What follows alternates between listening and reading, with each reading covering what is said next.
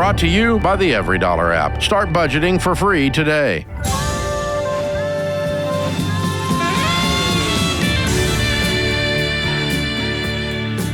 Normal is broke and common sense is weird, so we're here to help you transform your life. From the Ramsey Network and the Fairwinds Credit Union Studios, this is The Ramsey Show. I'm Dave Ramsey. George Kamel, Ramsey personality, #1 best-selling author, is my co-host today. The phone number is 888-825-5225. You jump in. We'll talk about your life, your money. It's a free call. Some say the advice is worth exactly what you pay for it.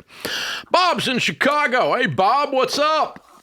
Hi, Dave and George. How you doing? Thanks for taking my call. Sure, man. How can I help? So a few months back, my daughter and her then fiancé approached my wife and me to discuss moving their wedding up by several months. We'd made all the plans, had a date picked, and they wanted to move that forward quite a bit.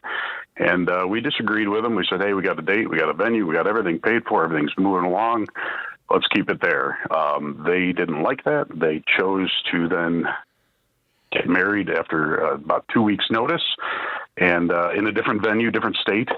And we're just kind of wondering, is it right or wrong for us to ask them to reimburse us for the funds that we spent? We're out of pocket. These are non-refundable. They changed it all, and then you were out that money, and they didn't care because it wasn't their money? Pretty much that's the way it feels, yep. How much money are we talking? About $8,500. Mm-hmm. No. And here's why. I've gone through this 3 times with kids getting married and setting up wedding budgets and all that stuff. And the thing that I had to keep reminding everyone in my family, including me and my wife, was that it ain't our party. We just funded it, but it's not our party. So the problem is it's not the $8,500. Your wife's feelings are deeply hurt. And that's what the whole family is pretty hurt because it was going to be a big family event, all the kids involved in it, and it was taken away. Did they elope here? Were you guys invited to this other wedding? We were invited with 2 weeks' notice, so we scrambled and we got ourselves there, spent a fortune getting there. Because we hadn't planned on it in short notice and all, but we did make it there. Where did you go? We went to Texas. It costs a fortune to go to Texas? Well, for us, it felt like quite a bit of money. We probably spent about $7,000 getting all the kids and everybody there. We've got a big family. Oh, you paid for everybody else to go? Yes, sir. Did they pay for the new wedding? They didn't ask us for any money for it, although we had paid for the dress and some other stuff that they had bought already for the existing wedding. Yeah, I think everybody's mad and hurt, and you guys are looking for a way to hit back, and I wouldn't. I think it's a good idea to walk away and just go, this didn't go the way I wanted it to. Nobody's happy except the little bride and groom. They're happy. And this is not how we want to do it. And the next time I get ready to interact with them on something that involves money or planning or something, I'll keep this in mind. But I'm not going to hit back. No, I would not. That's just father and in-law advice. That's not financial advice. Well, I do appreciate that. It's a complicated situation for sure, and it's certainly, like you said, there's emotions wrapped up in it that make us. If it's at my house, it's my wife that's royally pissed about this. If it was at my house, I would be like, this is inconvenient. You guys are rude. You're being children, but oh well, whatever. You wanted to get married, and that's good. So you're married, and here we go. And this is I would have been whatever, but at our house it would have been Bridezilla and her mother, and so that's what we would have had to deal with here. So, and that's what happened here. So. I don't think they're going to pay you back, and I think it's just going to become a low contact or no contact relationship. So the question is it worth souring this whole thing over $8,000? It's already soured. Over $8,000, and so it's just going to make it worse. I just can't imagine where this gets better. I just wouldn't throw this. I wouldn't throw this down. I just let her ride and move on. 20 years from now, it's just be a not funny memory That's what it'll be 20 years from now. No one, I'm still not laughing 20 years later. I'm still, don't bring it up, okay? But I got a couple of those in my life. I got stuff that 20 years ago happened. Things everybody knows. Let's just not talk about it. I've got PTSD from COVID. Don't bring it up. It's just like, it's not funny. It's still not funny. You mask people, you're still not funny. And so all that stuff, and all that, it's okay. We'll just keep moving. We're all good. We're all here on the same planet. Life's good. Yeah. Ryan's in Reno. Hey, Ryan, what's up in your world? Howdy, Dave. Thanks for taking my call. Sure, man. How can we help? Yeah, I have a quick question. So I rent an apartment. I pay about $1,500 a month. My lease is up in June, but in part of the lease agreement, I have to give notice 2 months in advance. And basically my question is, the market rate for my unit is down $100 from when I originally leased the apartment 3 years ago. You mean that apartment complex is currently leasing a similar unit for $100 less? Correct. So my question is, should I commit to a new lease for a year and keep paying what I'm paying? No. Or should I go month to month and go at the current market rate, which would be $100 less? Well, how long are you going to stay there? Well, now that's another good question. I mean, I'm planning to stay at least another 6 months, but they don't do 6-month leases in Well, my then you're apartment. month to month, aren't you? So you're saying you'll go month to month? You and get $1,400 flexibility and $100 less. You're month to month. So that's what I'm saying. And they couldn't tell me when I asked the manager. I was like, if I go month to month, would it be what you guys are currently selling for, or what I'm currently It will be, paying? or I'm leaving. We don't know. Yeah, you've got some leverage here. Yeah, I can leave. That's another option. That is true, but it's just a hassle to move everything and go somewhere else. It's not that big a hassle. It's a 1-bedroom apartment. It's your buddies and a 6-pack of beer and a pickup truck. That's good. That's good. Okay. Yeah. It's not that big a deal. Don't make us into something it ain't. I mean, I would go in there and go, guys, I'm going to go ahead and give you my notice now for June. I'm not going to be here. I'm going to go to month, and I'm only going to go to month if you give me the price that you put up, your street price. And otherwise, I'm just going to leave. So what do y'all want to do? Right. What do y'all want to do? It doesn't make sense for me to pay more. Exactly. I'm not paying more than the other. Some dude walks in off the street, and I'm already in the thing.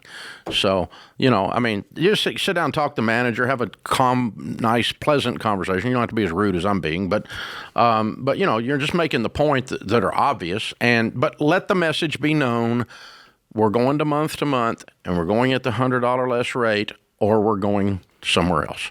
And if they're jerks about it, that's a sign you should not be staying there. Yeah. And it's just an apartment, man. It's not a wedding.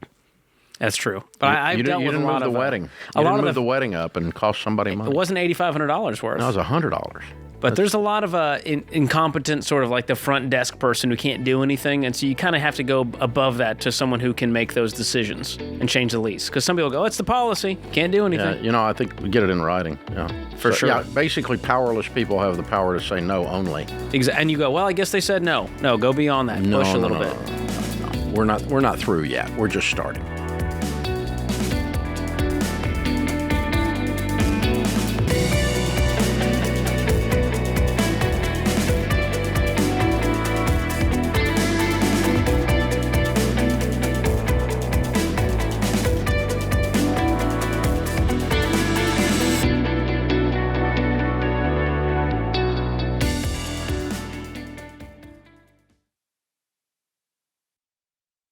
Listen, identity theft doesn't just happen just because you're careless. You can do everything right and still become a victim, whether your information is skimmed online, stolen through a scam, or exposed in a data breach, which happens every day. Then it becomes your problem, your time, your money, your paperwork galore. That's why I've told people for years to have identity theft protection, and the only plan I've ever recommended is from Zander Insurance. Zander monitors for signs of fraud, even home title fraud, and they send alerts when something looks off. Most important, if something happens, you're not stuck spending hours on hold, filing forms, and arguing with companies trying to fix it. Zander's dedicated restoration team steps in and does the hard work to help restore your identity. You can even protect your kids for free free on their family plan. Go to Xander.com or call 800-356-4282 to protect yourself today. Identity theft is everywhere. Xander is how you fight back. Xander.com.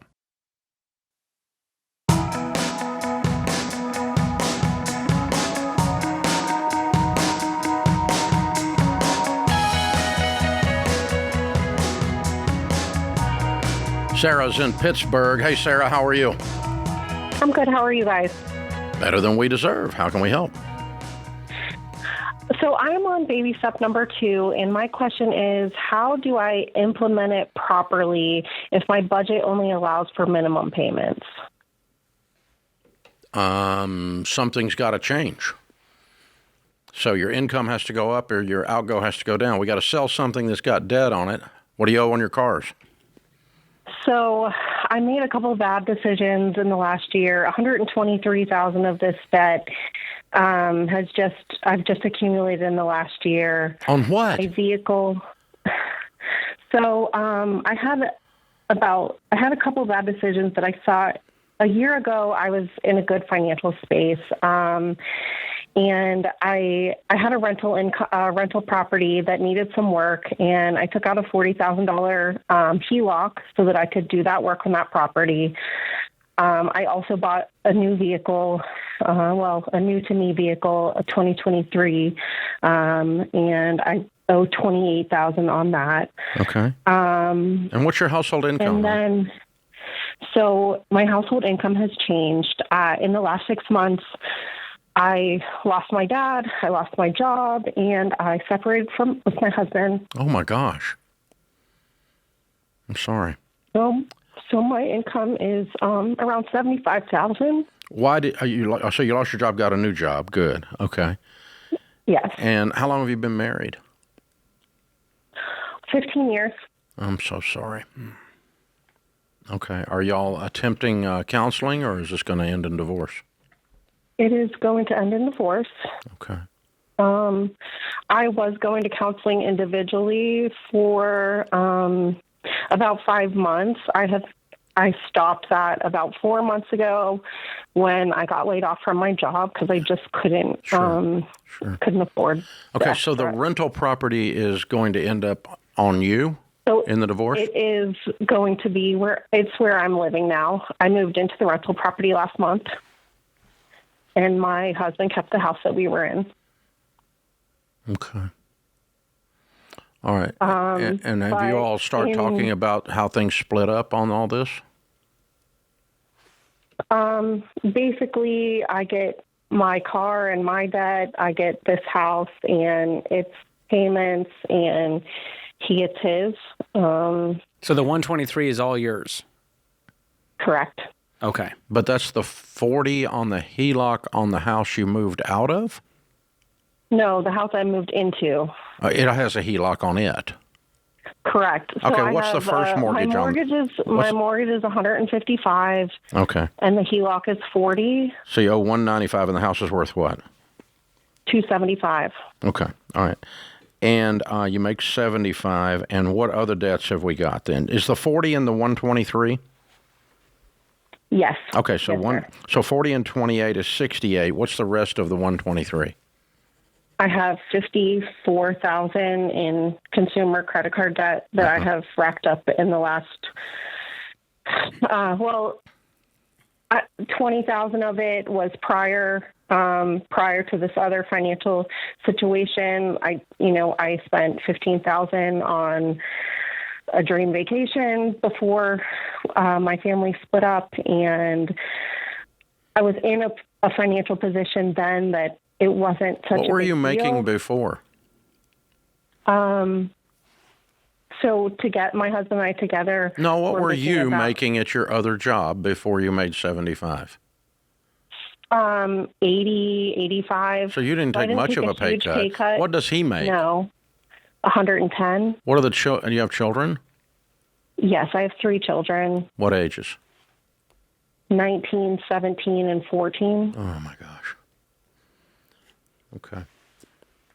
All right. So let's just put a bracket. Let's put a bracket around this. Let's put a bracket around this on the math part. Okay. There's a lot of emotion. and a lot of hurt and a lot of broken hearts. But the math is you make $75,000 a year, you have a $28,000 car, and you have a house you can't afford and a car you can't afford. I could afford the house and the car if I didn't have the credit card debt, but you have the credit card debt. Get out of the credit card debt. No, you really can't. The car is stupid, and so was the vacation. I agree. You got to start calling stuff what it is, okay? I agree they were stupid. I purchased them before. I know. I knew that this was going to be. But to clean up the mess, but right you now, can't defend it then. I can afford the car is not something that should ever come out of your mouth. You have a $30,000 car, you make $75,000 a year. No.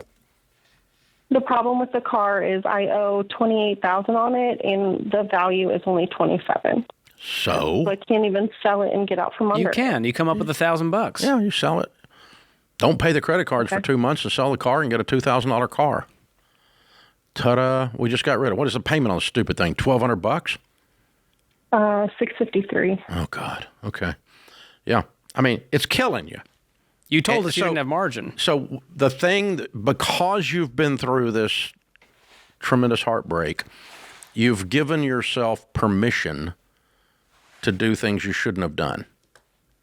Go on a vacation and buy a car and run up credit cards.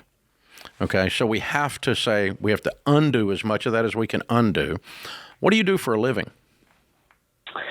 I have 3 jobs. My main source of income, I negotiate leases, and I bring in about $42,000 at that. My secondary income is real estate, and I bring in about $25,000 in that. Selling real estate, selling residential real estate? Yes, sir. Okay, all right. And then How long have you been doing that?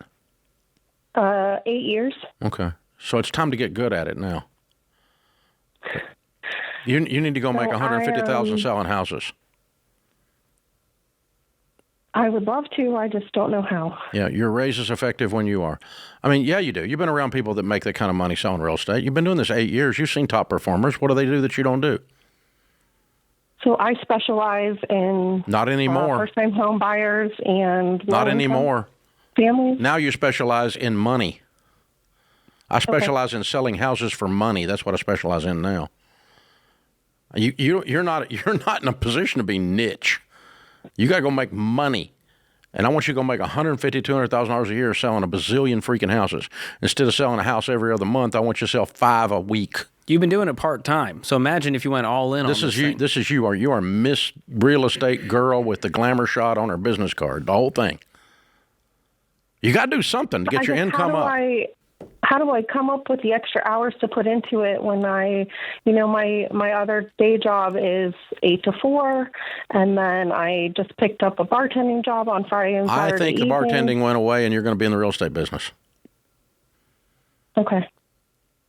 And and I'm going to get away from that other day job as fast as I can because you can't pay squat $40,000 a year. Boo, boo, boo. So we got to get your income up. We got to think differently about these decisions that got us here so that we don't even ever say out loud again that there was a good reason for these things. They just were happening during a broken heart time, and I made bad decisions. And you said that early on, and then you went back and said, yeah, but I need the car, and the car's bullcrap. It's awful.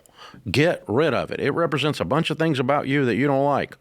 I want rid of it. I want it out of my driveway. I don't want to look at this thing anymore. I want to get rid of it. And I'm going to get in gear and start selling houses like a crazy person.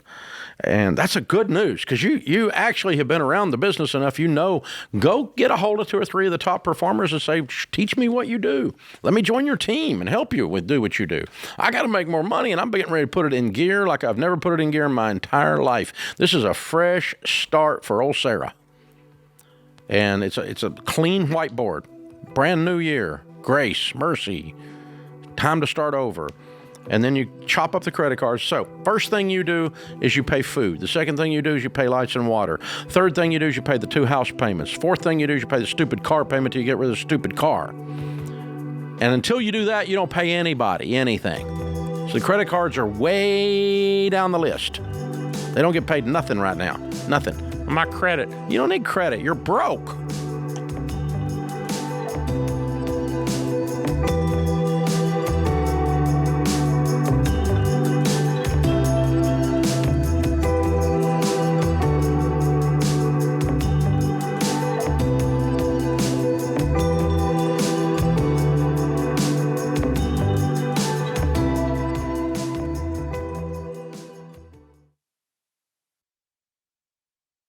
getting married changes something in you. It sure did in me. When you say I do, all of a sudden life isn't just about you anymore.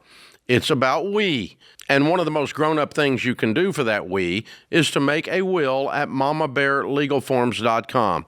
See, being a grown-up isn't just about jobs and rent and splitting up the chores. It's about having a plan so the person you love is protected.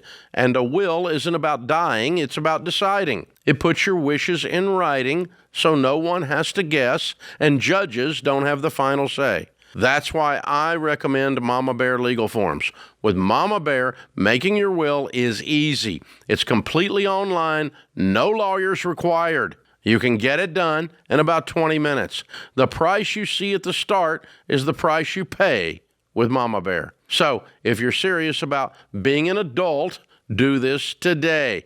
Go to mamabearlegalforms.com, use the promo code Ramsey, and save 20% on your will. That's mamabearlegalforms.com, promo code Ramsey.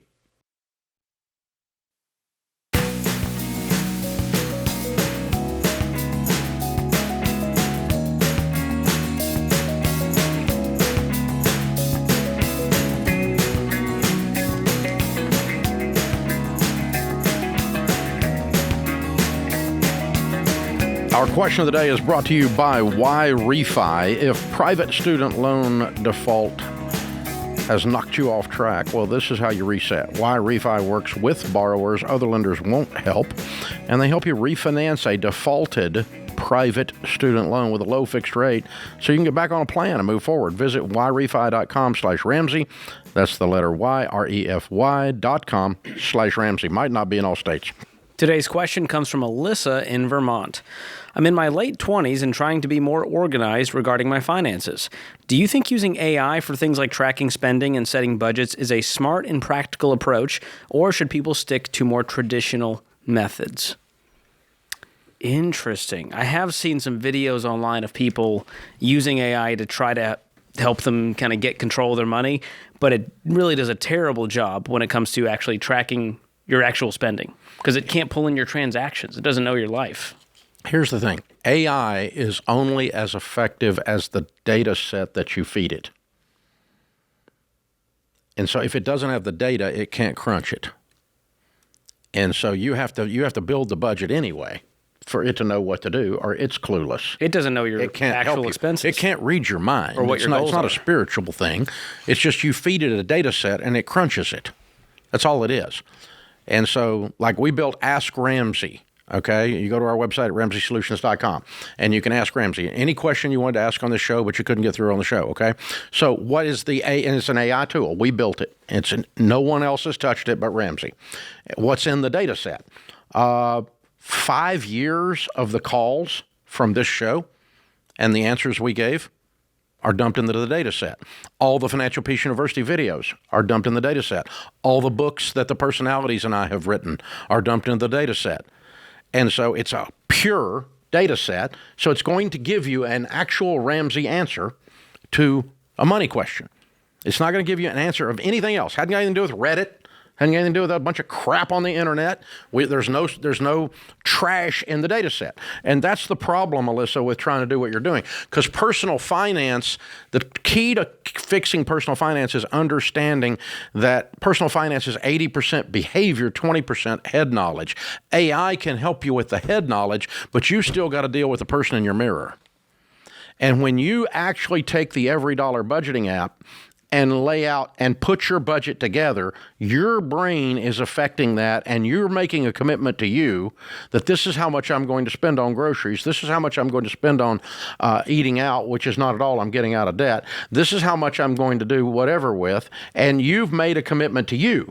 That's right. And so you've begun, just by the very act of you putting the number into the Every Dollar app, you have begun to modify your own behavior. AI can't do that for you.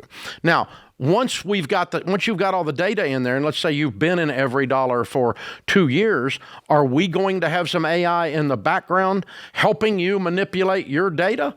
Yes. Not yet, but we will have by the time you get there. Yeah. And so, because that's a good use of AI. Because we actually know your goals, we can help steer you. Whereas AI is going to be a little more. It doesn't read your mind. It's going to be a little more agnostic. Yeah, you don't want a budgeting tool of any kind that auto-populates the numbers. In the sense of it just makes up a number. Here's and how much drops to it in spend. Because you need to look at it and say, for me, Alyssa in Vermont, this is what I need to spend on rent. It doesn't need to auto-populate your rent. And when you actually type it into EveryDollar, you need to go, holy crap, my rent's really high.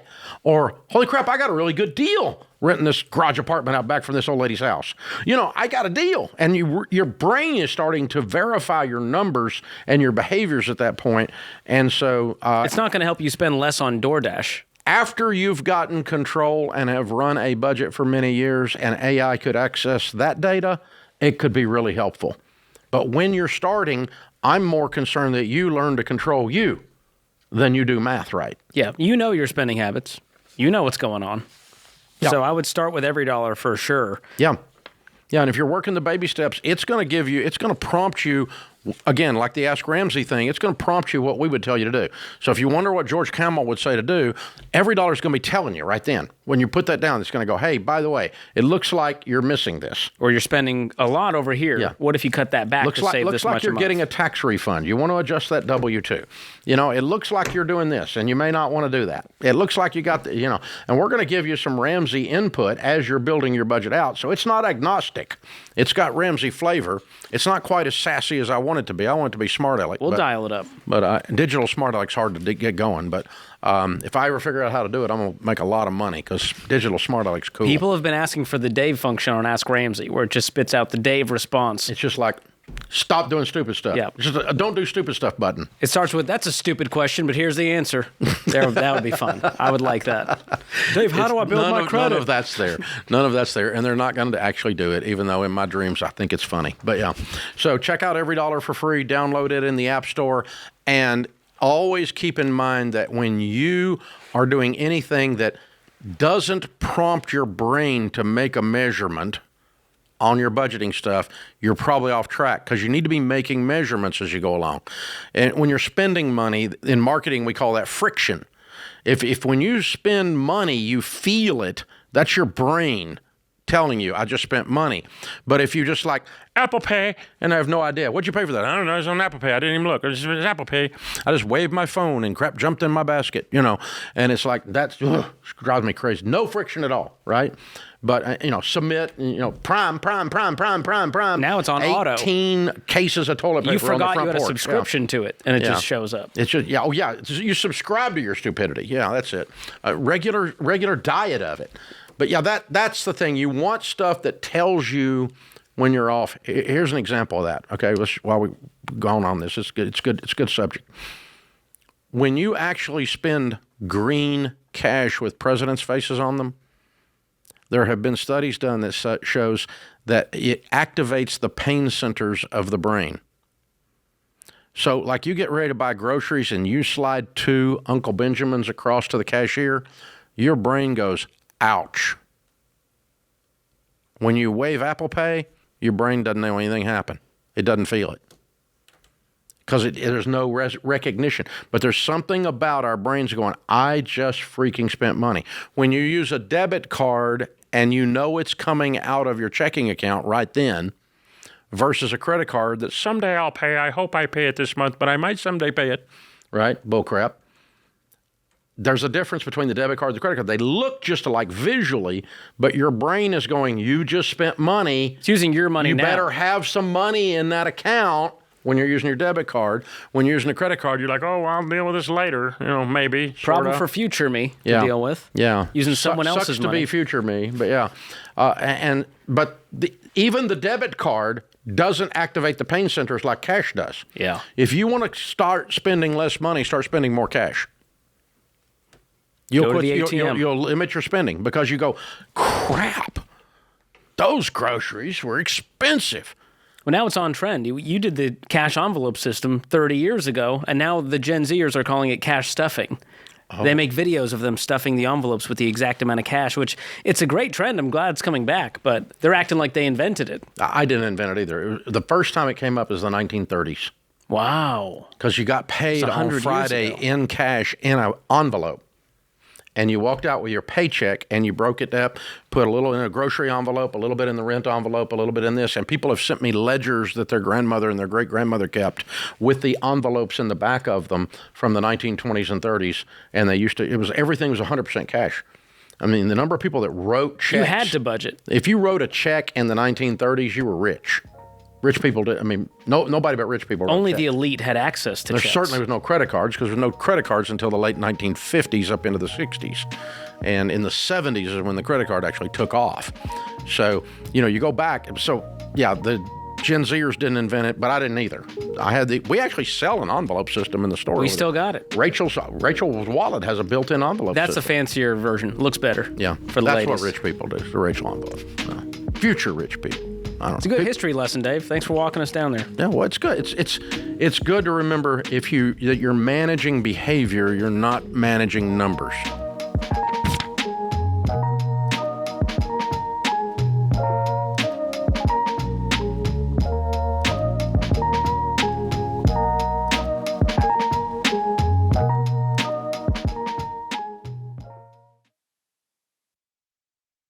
Running a business is hard work. You're the CEO, the accountant, and the sales team. You don't have time to moonlight as your own benefits department. That's where Health Trust Financial helps. In fact, health insurance is one of the biggest and most confusing line items in your budget. And most of you are overpaying because you're stuck figuring it out alone. You don't have time to figure out all the fine print about networks and deductibles. My friends at Health Trust Financial have been helping Ramsey listeners for over 20 years. Their focus is simplifying health insurance and serving people with empathy. No pressure, no games. They give you clear, unbiased advice that fits your life and your budget. Most of their clients save hundreds of dollars every month. That's real money you can put back in your business or into the baby steps. So stop wasting your time, your energy, and your money. You run the business. Let Health Trust Financial handle finding the right health insurance. Go to healthtrustfinancial.com today. That's healthtrustfinancial.com.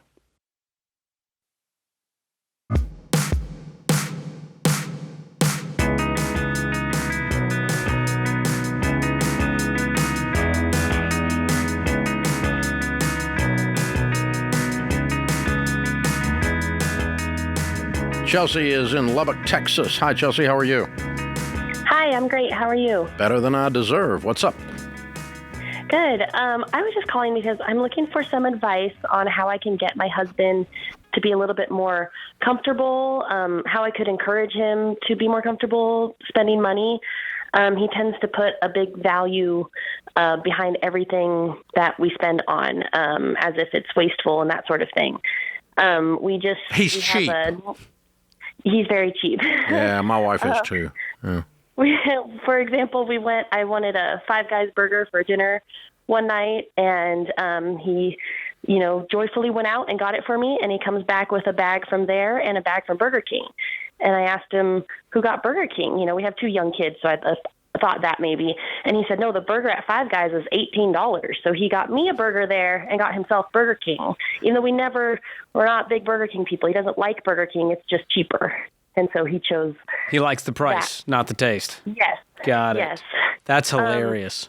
But at least he got you Five Guys. And he burned didn't come back. $18 worth of gas driving across town to Burger King. Credit. Yes, yeah. We have a 6-month-old, and I preheated the oven to start dinner, and I went in to feed the baby and put him down, and I come out to the oven being turned off, and he thought it was just wasteful to leave the oven on, and I was like, well, it was preheating, and he's like, well, the electric bill will go up if we just leave the oven on. That's called preheating, doofus. Yeah. Okay. Wow. It sounds like he must have had a childhood where dad and mom were like, hey, it's tight. We got to save money anywhere we can. Yeah. When was he wounded? That's the thing. He did have some experiences as a kid. You know, it was like brand new dirt bikes one day, and then you know, a Hawaii vacation, and then suddenly they can't afford the vacation they're on, and they'd have to go to the grocery store, and now they're buying food. They can't afford to be there. You know, we learned from mistakes that his dad had made. How old is your husband? He's 30. And you guys have been married 10 years? Yep, this year. Okay. Mm-hmm. Okay. Yeah, and so we, you know, well, I think it starts with saying, okay, being frugal and wise with money is the hallmark of wealthy people. Wealthy people are careful with their money. But the Burger King and the preheating the oven is just weird. That's not careful. That's just strange. Okay? So we can start with a conversation with, you have a natural tendency that's going to cause our family to be very successful, and that is you're going to watch and be careful with money. The downside is that you're never going to be able to enjoy it. And you're never going to have the ultimate joy of it, which the most fun you'll ever have with money is when you give it away. Generosity. Generosity. When you put a set of tires on a single mom's car and she's working 3 jobs and it costs you $1,000, that's the most fun you'll ever have in your life. When you leave a $300 tip at Thanksgiving for the pregnant Waffle House waitress, that's the most fun you'll ever have with money in your life. And you can't do that in the mindset that he's in. He can't do that. His brain won't let him do that. Well, and so he actually is a very generous giver. It just comes to our family. No, he's not. Well, no, he's not. I mean, because he can't even give to himself.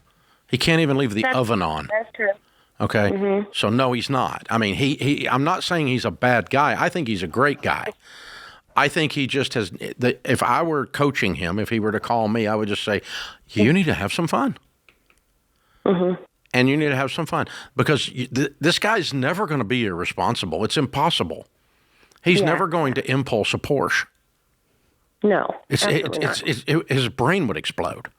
He just can't do it. He couldn't do it. And I don't want him to. So if I get this guy feeling like he's gone wild, now he's just normal. Yeah. Now he's just a regular human now. Because, I mean, he's just wired up about this. So I want him to enjoy money. There's 3 things you can do with money. You can invest it for the future, being careful and frugal. You can enjoy it, and you can give it to others. That's the only 3 things you can do with it.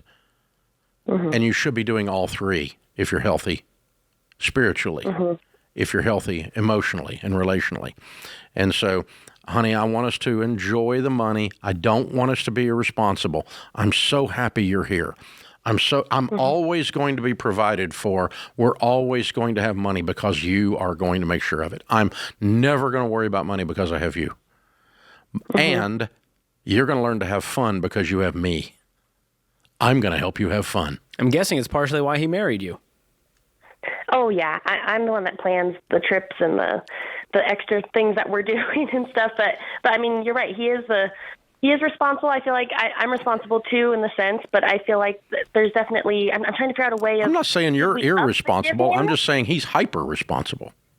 He is very hyper responsible. Yeah. I mean, if I bought a name brand ketchup, you know, he's like, what, did we win the lottery? You know, and I'm like, okay, well, you know. Next time you say that, I'm going to hit you with the ketchup. I'm going to smack you across the forehead with the ketchup bottle. Yeah. I'm serious. That's so silly. That's so silly. Do you guys do a monthly budget? Or you actually sit down and look at the numbers? Yes, we use every dollar. And there's money left over at the end of the month, right? Oh, yes. Where does that all go? Just to investments. I mean, we invest about 20% of our income. We make about $250K a year. And how much do you have in your nest egg? Our net worth is about $800,000. Okay, so at 30, you're about to be millionaires, and you're 30 years old. See, I told you the guy's a great guy. I mean, what he's doing is working, but he really has got to dial this back about 5%. The ketchup bottle thing and the cut in the oven off thing and the Burger King thing, that's just over in the weird column, y'all. I mean, that's strange. Okay? Yeah. And so quit being strange. I tell him to go to therapy, but I assume he won't pay for it. So that's kind of a conundrum there. You might have to tell him it's free. The first one's free. You may be able to see a counselor at Go have coffee with a friend, but I'd have to buy the coffee. Yep. Yeah. Too frugal for his own good. No, seriously, Yeah. it's, and I'm going to send you a copy of Rachel's book, Know Yourself, Know Your Money, and she talks about family of origin, and it's one of the things that causes people to make the decisions we make in our upbringing. And Rachel and Winston are a little bit like y'all. Winston's the tighter, more conservative one, and Rachel's the fun girl, right?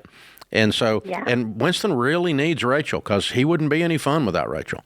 And Rachel really needs Winston because he's super responsible and they've got a great net worth and they do a great job managing money. And they you know, she teaches him how to have fun. He teaches her how to save money. I mean, this is an ongoing thing. They've been married 12 years. I mean, this is how they do it. And that's the same with Sharon and me. It's the dance. Sharon's the saver. I'm the spender. And, you know. I'm the frugal one in our house, so I relate, but I don't go this far. I don't go this far if Whitney comes home with the Heinz ketchup instead of the, generic brand. But left to my own devices, it was Kirkland. I at least try to go, I find what's on sale, and that's kind of how I shop. Okay. But if Whitney goes out shopping, I don't expect her to live by my standards. Your weirdness. Exactly. I mean, your cheapness. There your we frugality. Go. But you know what I did is I forced myself to spend money in the budget. So I have George fund money. Oh, you know what? Whitney That's a keeps good me idea. accountable to spend it. That's why I asked about the budget. Yeah, we need to put a fund category for boy child in there and let him go have some fun. You have to spend some money on you. Otherwise, I did that when we first started with Sharon because we had clothing envelopes. We're talking about the envelopes a while ago. Yeah. And she spent it all on the kids' clothes. she said, well, I don't need anything. I don't need I'm anything. good. I'll just make something out of the drapes, And I'm like, what are you, Scarlett O'Hara? I mean, seriously. And so I had to separate the envelopes. We had Sharon's clothing. Yep. Kids' clothing. And you can't spend anything in that envelope except what the envelope says. So you have to spend this on you. And she's gotten over that, by the way. Now she's very comfortable. She's particularly shoes, yeah. But I mean, she's very comfortable buying. Isn't this cute? Oh, that just cost me. Now she's a shoe museum. It's so cute. Yeah, Come a long unbelievably way. how cute that is. I'm proud of you guys, Dave. That's progress. Well, I mean, that's only 40 years we've been working on it, so we eventually get there. But yeah, make him have a category with his name on it, and he has to spend it on something fun. And something that's irresponsible and wild and crazy. He needs a hobby. And give him $30 a month to do that. Yeah, make him He'll spend lose some his money on a mind, hobby, and he'll go, gosh, this is actually fun. And he'll start to unwind a little bit from the tightwad syndrome. That's a good idea. That's a good idea, George. That's better than all the other blabbing I did in the whole call. I'm a man of brevity. Yeah. Well, you got right to it. I can tell you that.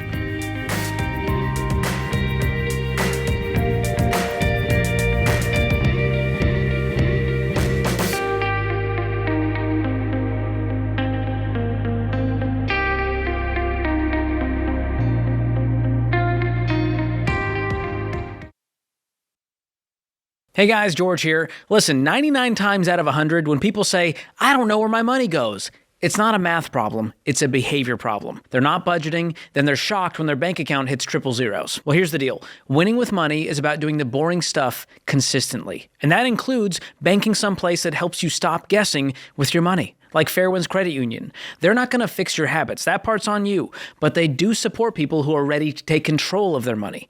At Fairwinds, you get a high-yield savings account with a great rate to help grow your emergency fund, a checking account that won't nickel and dime you, and up to 10 free savings accounts so you can organize your money on purpose. Because when you stay disciplined, your money gets predictable, manageable, and boring in the best way. So if you're ready for a bank that helps you be intentional, open your smart bundle today at fairwinds.org/Ramsey and get the Ramsey Be Weird debit card to go along with it. That's fairwinds.org/Ramsey, insured by the NCUA.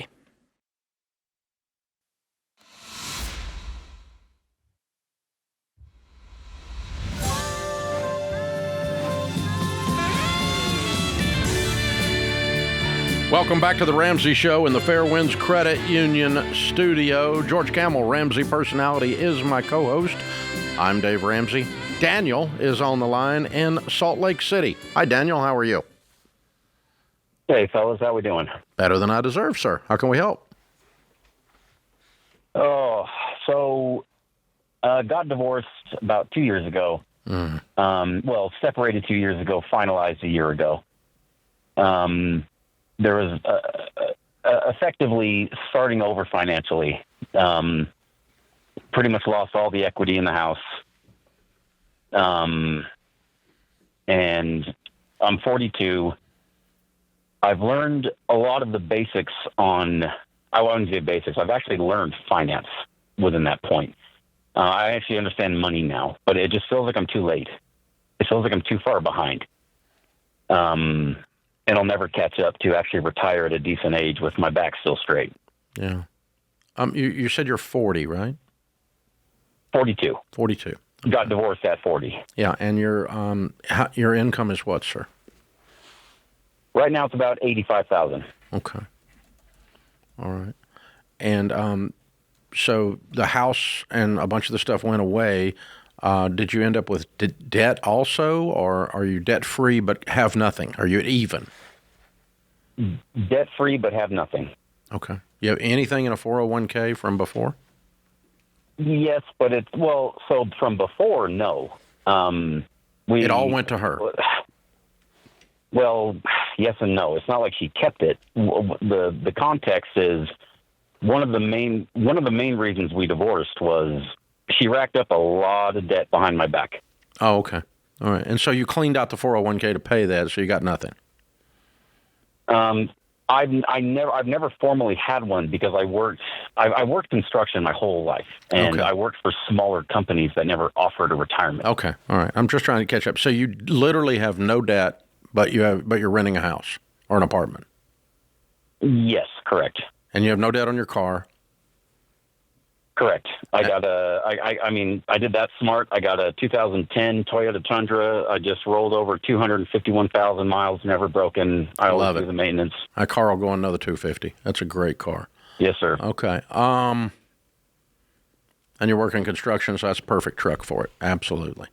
Well, and I've taken a promotion. I'm now in the management side rather than the field install. Okay. All right.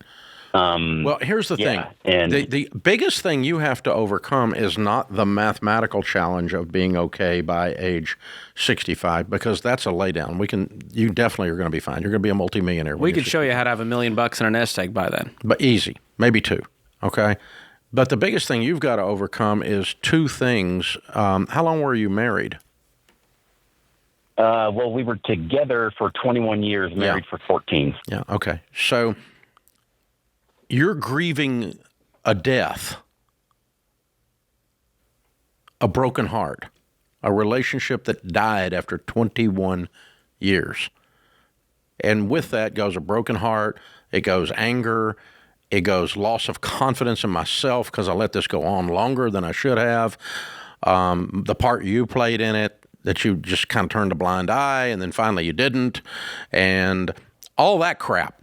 If you were just starting fresh without any scars on your heart, and you were just 18 years old and all smiles, we could just turn you loose on the world, making $85,000, and you go have a bunch of money pretty quick. But you've got to overcome the lack of confidence in yourself and quit looking in the rearview mirror.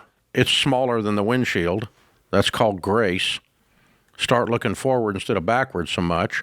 I'm going to learn a few lessons that I did wrong, but I want to not do those again. But that's all I got from the past. The rest of the past is just gone. It's past. It's over. Let's go forward and say, okay, because George, 15% of 85,000. Did you run that? I ran the numbers for him here. From 42 to 67, you'd be investing a little over $1,000 a month if you follow our plan. 15% of your household income, you'd have $1.4 million, and that's at 10%. If you get 11 or 12, you're talking 1.6, 1.7, 1.8, and that's if you never get a raise. I think you're going to have $2 million or more at 65. If you do what we teach and you follow it. So you're going to live on a written budget. You're not going to borrow money. You're going to have an emergency fund, and you're going to put 15% of your income, whatever you make the rest of your life, away into good retirements and good growth stock mutual funds. Get online, go to RamseySolutions.com, find the SmartVestor Pro in your area that we have vetted and that we trust and that does stuff the way we teach, and they'll sit down and go, okay, your company has a 401k, you can do this, or it doesn't, and you can do that. And you can do this, and you can do this, and you need to be putting aside, in your case, right around $1,000 a month. That's about $15,000 a year. About 15% of your income. And if you never get a raise in the next 30 years, which would officially make you a loser, okay? If you never get a raise, you're still going to have over $1.5 million. That's with no employer match your whole life in a retirement account. If there's match and you get raises, it's going to be more than that. But you're going to have to do this as methodical It's just that every stinking month, $1,000 goes into something. And I don't know what your mix is, what you're going to be able to put it in, but we're going to put it into Roth 401ks with a match first, and then we're going to put it into anything with a match second, and then we're going to put it into Roth IRAs and all in good growth stock mutual funds, and you're going to have serious money. And stay out of debt so that you can do that. And when you start dating again someday, and he's like, well, you will. But I mean, once you get past this a little bit, you're looking for someone that wants to join you in this wealth building venture, not suck the marrow out of your bones. And so because you can't make enough money when someone's sucking the marrow out of your bones to end up with anything but broken even at 42, which is where you are. So you're fine. You can become wealthy, and you're going to have a lot of money if you just simply follow this plan. But the biggest impediment you have today is a broken heart and confidence that it can be done. Because you're sitting there saying, I don't know if it's too late. You're 42. You're not even close to too late. If you call me up and you're 72, we'll have this discussion. But you're 42. Well, you've got decades to make what's happening, right. He's comparing his 42-year-old self to his 39-year-old self who had a bunch of money. Well, but his life was imploding. It's not like it's been ongoing, but whatever. His 34-year-old What I had, and now I don't, and now it feels like I'm behind. Exactly. Well, that's fair, too. You'll hear callers on the show who are in crippling debt at your age who still have a mountain to climb cleaning this mess up, and you're actually in a good spot. Yeah, you're... all things considered. You have a great income. You don't have debt. to talk anybody into this. It's just you. The guy in your mirror is the only one you got to talk into it. That's the only one that can mess it up. That's a lot easier than the way you've been living. You've been trying to push the rock up a hill by yourself. And man, so yeah, you're going to be fine. So you hang on. We're going to get you set up with every dollar. And I'm going to send you a copy of the book that started the whole thing, The Total Money Makeover, with the baby steps, and show you exactly what to do next, what to do next. I want you to build an emergency fund of 3 to 6 months of expenses, but you're going to do that in just a few months. And then you're going to kick in on this 15% of your income, and you're going to retire with anywhere from $2 to $3 million at age 65 to age 70, somewhere in there. That's where you should land.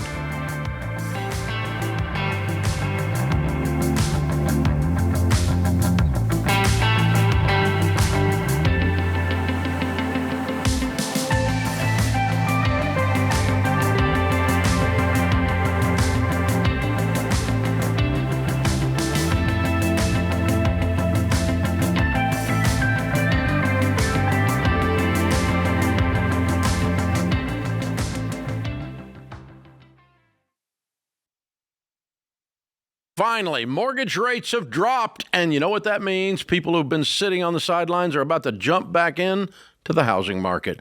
So if you've been waiting to buy, this could be your window, but you've got to be prepared and do it the Ramsey way. You need to contact Churchill Mortgage. Their Home Buyer Edge program gives you peace of mind in a wild market.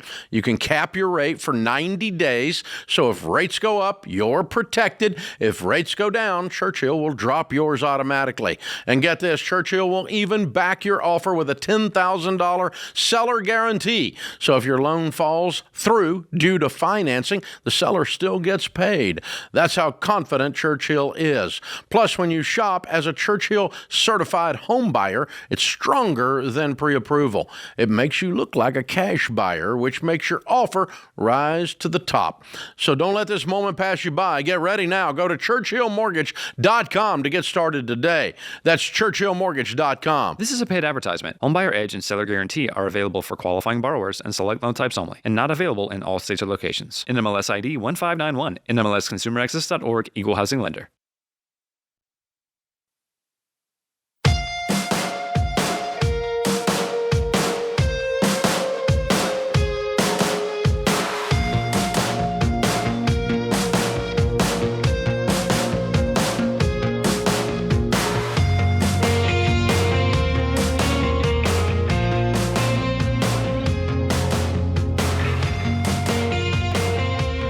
Art's in Buffalo. Hey, Art, how are you? Hey, Dave. Hey, George. How you doing? Better than we deserve. How can we help?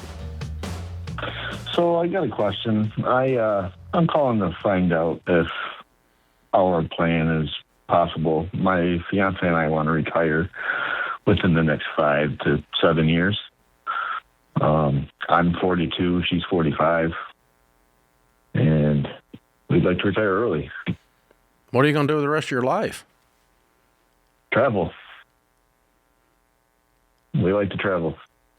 We do a lot of traveling now, and that's the plan. We have an RV now. That's... So for 40 years, as long as you've already been alive, you're going to travel.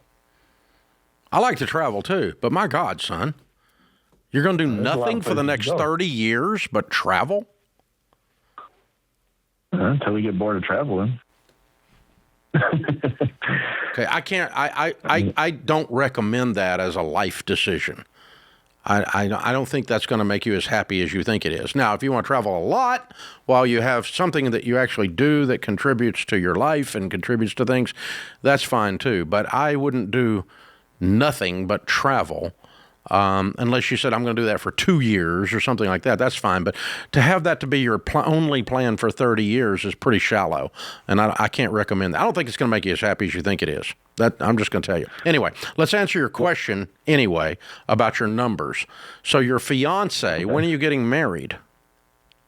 That's probably within the next year. Okay. Got that tacked down? Not at all. Okay. And how much do you have saved? So I have $45,000 in my 401. I've got $10,000 in a high yield savings, $10,000 in a brokerage account. I've got $50,000 in cash. I've got a rental property that's paid off. Right now, I only have about $45,000 in debt. What does the rental property produce? $1,500 a month. Man, you're going to be on beans and rice. You're not retiring in 5 years. I mean, you're going to live on $1,500. You're going to travel on $1,500 a month. So no, I plan on obviously contributing more to it in the next 5 to 7 years. Yeah, like $500 or $600 grand. What do you make? Together, we make almost $200,000. Okay, all right. If you want to save $100,000 a year for the next 5 years between the two of you, and you get very specific on your marriage date so that you can do that safely without putting either one of you at risk, $100,000 a year would be $500,000, and then you've got the $1,500 a month coming in from the rental property. That'll produce $50 grand a year, give or take. So you'd have a $65,000 or $70,000 income to live on. That's not much traveling. But okay, I guess also with her, she's got $240,000 in her deferred comp. She's got $50,000 in a Roth, and I'll also get elder money when I turn 60 plus Social Security. You're not going to turn 60 for 20 years. Did you say you're 42? Yeah. That's 18 years. Yeah. Okay. The answer to your question is no. I don't think you're going to be able to do what you can accomplish with the money you've got. If you want to, you're just going to, if you do, it's going to be a very thin budget. I mean, we're talking, if gas prices go up, the RV's parked. I mean, I don't know where you're going to be going on this kind of money, because we're talking about you're going to have maybe $50,000, $75,000, maybe $80,000 a year to live on without destroying your nest eggs that you're building between now and then. And traveling full time will eat that up pretty quick. Yeah, I don't know what kind of traveling you're talking about doing, but if that will do it for you, then yeah, you could do it. But that's a lot of truck stop food right there, man. That's we're not doing fine dining here. There's no Michelin stars involved in this process. Yeah. And you said you had only $45,000 in debt, and that tells me you've probably been funding a lot of this travel on credit cards with money you don't have, and that part scares me. Yeah. Yeah, I think I would look for a different process, and because I don't think this is you don't have the math ready within the period of time we're talking about. So what I probably would do is this. I might retool and reset what I do for a living. That gives me a lot more flexibility to where I could travel 30 or 40% of the year, work the rest of the time, not necessarily consecutive time, but take off a week here, a week there, 2 weeks here, 2 weeks there, that kind of thing. And the rest of the time I run this business that I start. And I'm making $100,000 a year, and I keep an income stream going to fund the travel, and then let the nest egg build. I think you're going to have a better quality of travel and a better quality of life overall than I'm having trouble picturing how this dream works out to be anything that's dreamy. I don't think it'll last for long is the problem. You're going to have to go back to work eventually. If it does, it's going to be a lot of stuff on the cheap, which will get old faster, and given that you have income potential for another 30 years, there's something left out of the equation here. I'm just not comfortable with this. So I'm not going to, I wouldn't do it, so I can't tell you to do it. I don't tell people to do stuff I wouldn't do. I can answer your question, and the question is, you're not really going to have enough money in 5 or 6 years to do this well. It's going to be very tight if you do it, and you're going to struggle. And I would rather have a hybrid thing where I'm working less, but instead of not at all, and traveling less than you have in your mind, but are able to do it at a better rate, a better quality of travel, get to go places, it's that you really did dream about going to see. So it's more of just a downshift. Instead of just, feels like we're running away from a career I'm burnt out on rather than running to something. That's what's bothering me. Well, I find that a lot in the FIRE movement, Dave, and it sounds like that's kind of what he's after here. Well, it's not financial even, independence. The FIRE movement's got early. better. The FIRE movement's even got better goals than this, though. The goals associated with this are just horrible. I mean, the FIRE movement is not. They're a little more clear about here's the number. Well, yeah, and you need a bigger number. It's always got a bigger number on it when I see that stuff. It's not, it's a 7-figure number. Yeah. That they can live off of as a bridge until they get to access describe retirement. to people the FIRE movement, because it isn't what we teach, but it's out there. It's existed for a long time, and it's called Financial Independence, Retire Early. And essentially it's let's work our tails off, get our income way up, keep our expenses way down, and then invest the margin in non-retirement investments so that we can use that as a bridge to live from 45, 50, 55 all the way through retirement before we can access those funds. And some people do it, and I think the later you do it, the better your life is. The earlier you do it, what we find is that they either get bored or they run out of money or their goalpost changes and they realize, I can't do this. I got to keep going, keep investing. Well, it's very few have done it successfully for their whole life. The idea of not working is much more appealing when you hate everything you do. Which is a lot of these jobs. And it's unrealistically appealing because I'm now 65 years old, and so my contemporaries, my friends, have sold their businesses, and some of them are the most miserable they've been in their lives because they don't have anything to do. They travel and they play golf and they fish. And they're productive, smart people. And they travel and they fish and they play golf. And they're not very good. And they're not having as much fun as they were when they had their hand to something. And they will tell me that often. They're like, I envy you because you still work. Well, you like the work you do. That makes all the difference.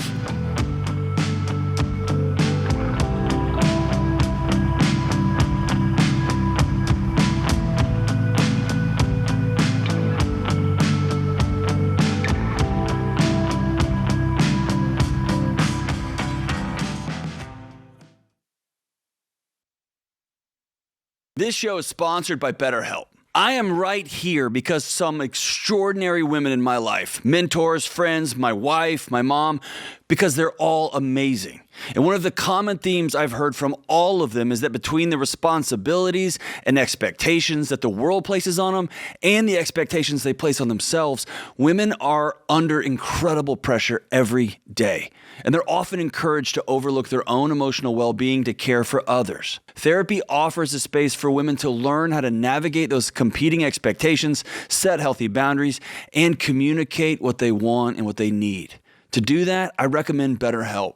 BetterHelp is an online therapy platform that matches you with a licensed therapist based on your goals and your preferences. You can message your therapist and schedule sessions right in the platform, and with over 30,000 therapists, they have the right person for you. And if the first therapist isn't the right fit, you can switch anytime at no additional cost. Your emotional well-being matters. Find support in therapy. Visit BetterHelp.com/Ramsey to get 10% off your first month. That's BetterHelp, HELP.com/Ramsey.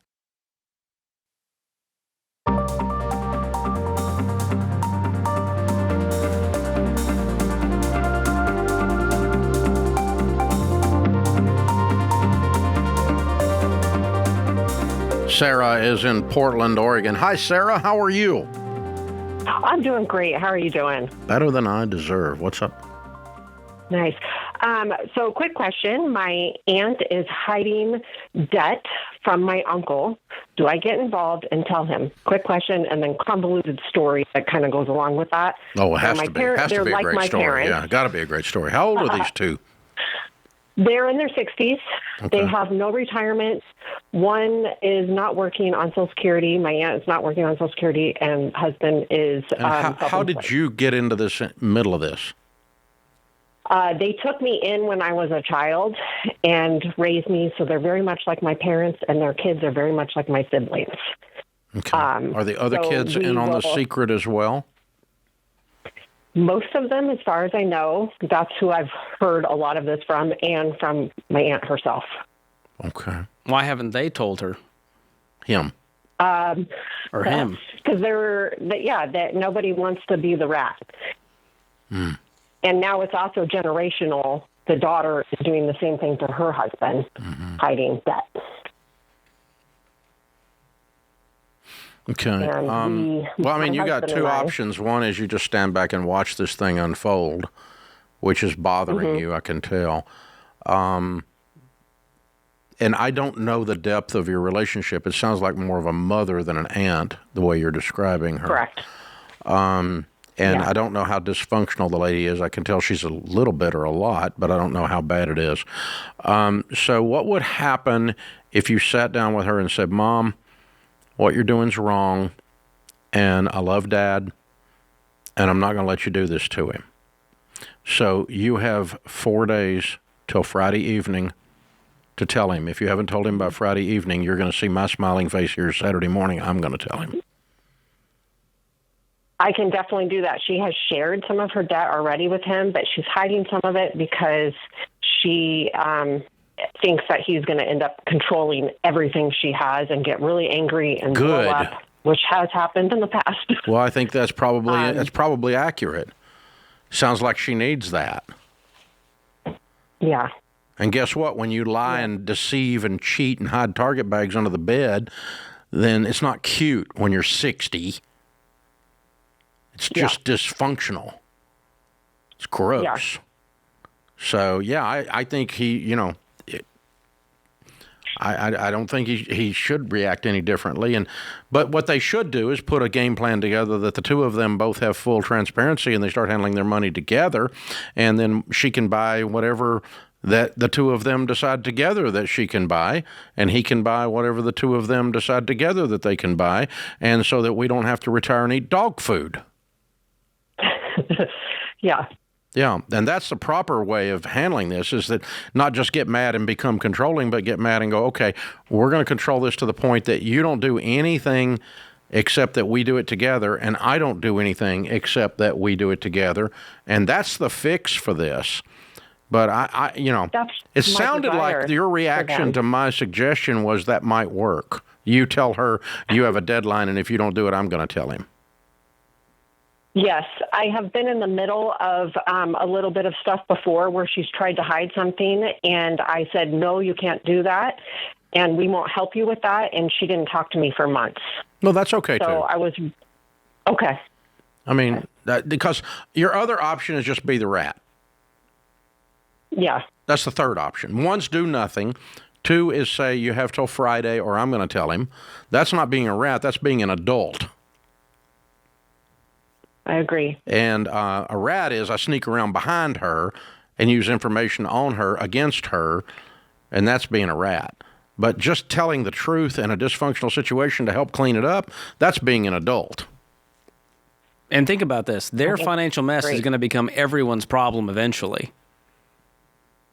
She's already trying to make it their problem. That's what we're worried about that. And you are in the middle of this then. Say, hey, this is going to affect us. It's already affecting us, and we can't live like this anymore. You need to talk to him. I love you and I love Dad too much to participate in deception and in things that are going to bring you all apart rather than together, that are going to cause you to be unsuccessful rather than successful.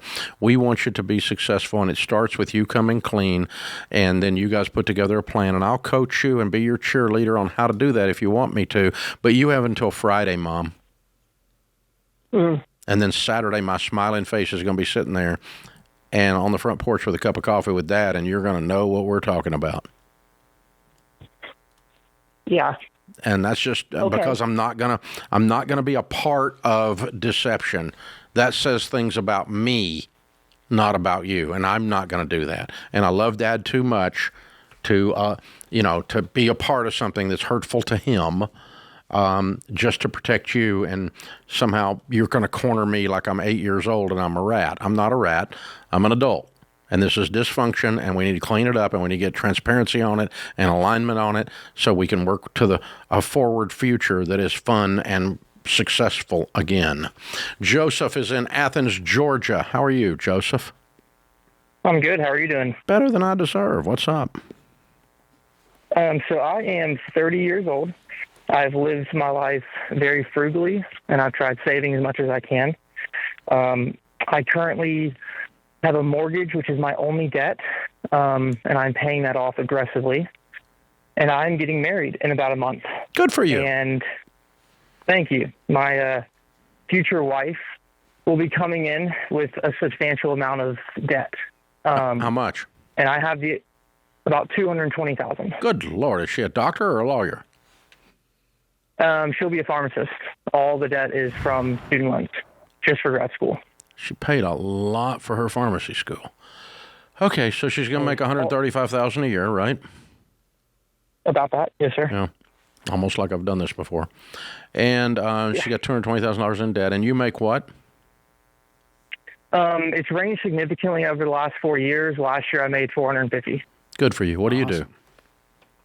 I own a roofing company. Good for you. Man, I love it. Yeah, you're printing money. And how much do you have saved? If I pull everything together, it's about $700,000. And in non-retirement, or does that include retirement? There's about 50 in retirement, and the rest is just stock accounts. Okay. So after you get married, you could just write a check and pay off the student loan, right? I could. Every time I go to, based on your teachings, I would never do that until the day after we get married. Good.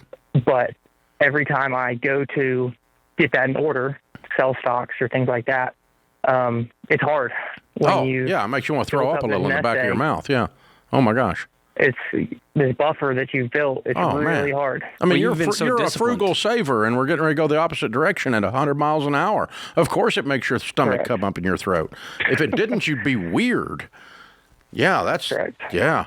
Now, are you guys aligned on the money values in general? Going forward, never doing this again? We are. Pharmacy was always her dream, and she actually was on a full ride for undergrad, and this is all grad school. Man, she got completely screwed then. Okay. It's all in-state. Oh, yeah. She paid double, triple what she should have. Okay. And it doesn't matter now. It's behind her. But are you guys aligned? We're never doing this again for any dream or anything I want, or never again. I can't do it again. I can do it one time, honey. But if you think I'm going to live my whole life doing this, we're completely aligned on we have no intent to ever have debt on anything ever again. And she's saying that loudly and with strength in her voice, not just going along with Joseph. Completely bought in. Okay. I believe. All right, cool. Yes, then that's what I would do. But I will also sympathize and empathize with you that, you know, you're going to need a good, stiff double shot of bourbon right after you do this. Oh, my gosh. She's worth it, and this sucks. Yeah, this is both and. She's worth every dime of it. But, man, it's just, that's hard. You've been working a long time to build this up. You got a lot of calluses, a lot of roof and shingles slung over your shoulder to get to this. And now you got to write 30, a check. you're going to build it right back up. Man. Oh, they'll be there in no time.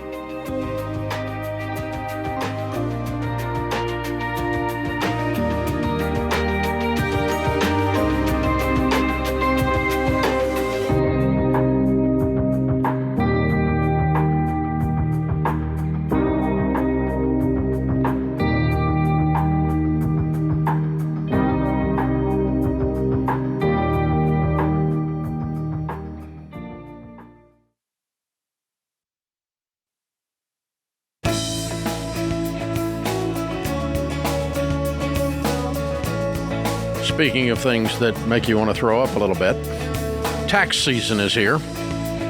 But gross. If you want some free checklists and guides that'll help you file, go to RamseySolutions.com/taxes, and we'll help you with the process. Doesn't cost a thing. I noticed the word was free. Did you notice that? Chris is with us in Miami. Hi, Chris. How are you? I'm good. How are you? Better than I deserve. How can I help? So I'm gonna give you a little bit of what's going on. I'm 25. I just got out of jail 8 months ago. Since then, I've been at a program which has been allowing me to work. They allow you to work after a certain period of time. So I've been working about 6 months at a car wash or detailership or whatever. I have a few certifications. I saved up $6K, like 6.6, but I have debt, and I'd say that's like around 13,000. I could like break it down, but that's another thing I have going on. And I mentioned the certifications I have, but I'm kind of lost at finding a career too. So I'm basically just trying to like invest and change my life around and everything like that. So good for you. Good for you. Way to go. I'm proud of you. So how long were you in jail? I was in jail 10 months. For what, a felony? Yes. Okay. Do you want to know the charge? I don't care if you want to tell me. It's fine. There's an aggravated battery and a grand theft auto. Okay. All right. So have you got all that kind of behavior stuff in your rearview mirror? Because that's going to be a condition for you to be successful. I mean, obviously that has to be something we never go near again to be successful in a career and in business. Agreed? Right, of course. Okay. I mean, that's obvious, right? Yes. Okay, cool. I'm just going to say it out loud because I'll make sure we're all on the same page. So I'm proud of you, man. Good for you. So we're going to get a clean, fresh start. How old are you? I'm 25. Okay, and you said you're working in a car wash now. What are you making now? 14 flat tips with tips. So. Okay. All right, cool. And what do you do to get tips? Like super dry the windshield and all when they come through the car wash and run around and smile and make sure they get a super extra touch of niceness and you're smiling and they give you a tip? Is that how that works? Right. Yeah, basically. Yeah, lots of energy and eye contact and smiles and people skills, right? Yes. That's a good thing to practice, by the way. That works in the boardroom, that works at the car wash, that works at the table when you're serving in a restaurant, that works just about anywhere you go. Okay, so that's a good thing to work through. Those are soft skills. Yeah, exactly. You need those. Now, is the plan to continue to work there for a while, or what's your plan right now? The plan, because I could be leaving the program earliest in June, latest in December if I get an extension. The plan now is to save as much money as possible. I'm at 6,000. I want to leave with 10,000. Good. So the plan now is to save as much as possible for when I have to pay rent and start living on my own and find a career. Like, I can't even stress that enough. Yeah, good for you. I like that a lot. Okay, what are you thinking about doing as a career? I'm not sure. I can tell you the couple of certifications I have. I have a certification in OSHA 10. I could join a union, be a welder. I heard that's a good thing. I have a forklift certification, and I just got certified in being a personal trainer. I had an interview. I didn't get the job, but the people at the program are telling me just to keep going and stay positive. So those are the 3 certifications I have right now. Okay. I have experience in other jobs, of course, but it was like on the short term, I like the welding and the forklift because you're probably going to make $30 to $40 an hour at either one of those. And the personal trainer is going to take a while to build a book of business where you start making a living. That's like a nights and weekends thing. Yeah, that might be that might be my side hustle, and I practice some of those soft skills we're talking about, and your people skills and so forth while there. Meanwhile, I'm driving a forklift 40 hours a week, making $30-$40 an hour. I'm looking for that right now if I'm you. So the good news is welding and anything, the trades where you're driving something, those kinds of things, there's a shortage of help right now, and it's a really good job market for you. So if I'm you, I'm going to start really looking for those 2 things right now, even though you're not going to start today. You're still in the program. But I want to know 16 people that are hiring forklift driving within a 30-mile or 40-mile radius if you're going to stay in the Miami area. Or if you're going to move, up into Fort Lauderdale, where are we going? Where are we going to get that kind of a job? The good news is that's a big metropolitan market there, huge market, one of the top 5 cities areas in the nation. And so lots of things happening there in commerce, in welding, and in forklifting. So I want you to go, practice those interviews, a bunch of them, and stay positive. And anybody you can get a connection to that'll give you a chance and give you a job. And then when you get there and you land that first position, it's very important that you become the best employee that company has ever had. That they are so proud 6 months from the time they hire you that they gave you a shot because you're early, you leave late, you work hard while you're there, you're accident-free and careful, you're kind to the people around you, you don't stir up crap, you get the work done and help everybody else get their work done. You're like a dream come true of an employee. That's your job. It's not just to do the job. You got to do the job plus everything else so that everybody's happy they gave Chris a shot at his new life. And you know what will happen then? What? 5 years from now, you'll own the forklift company. So a friend of mine owns a forklift company right now. He doesn't have any branches where you are, but they're in 7 cities, hundreds of millions of dollars.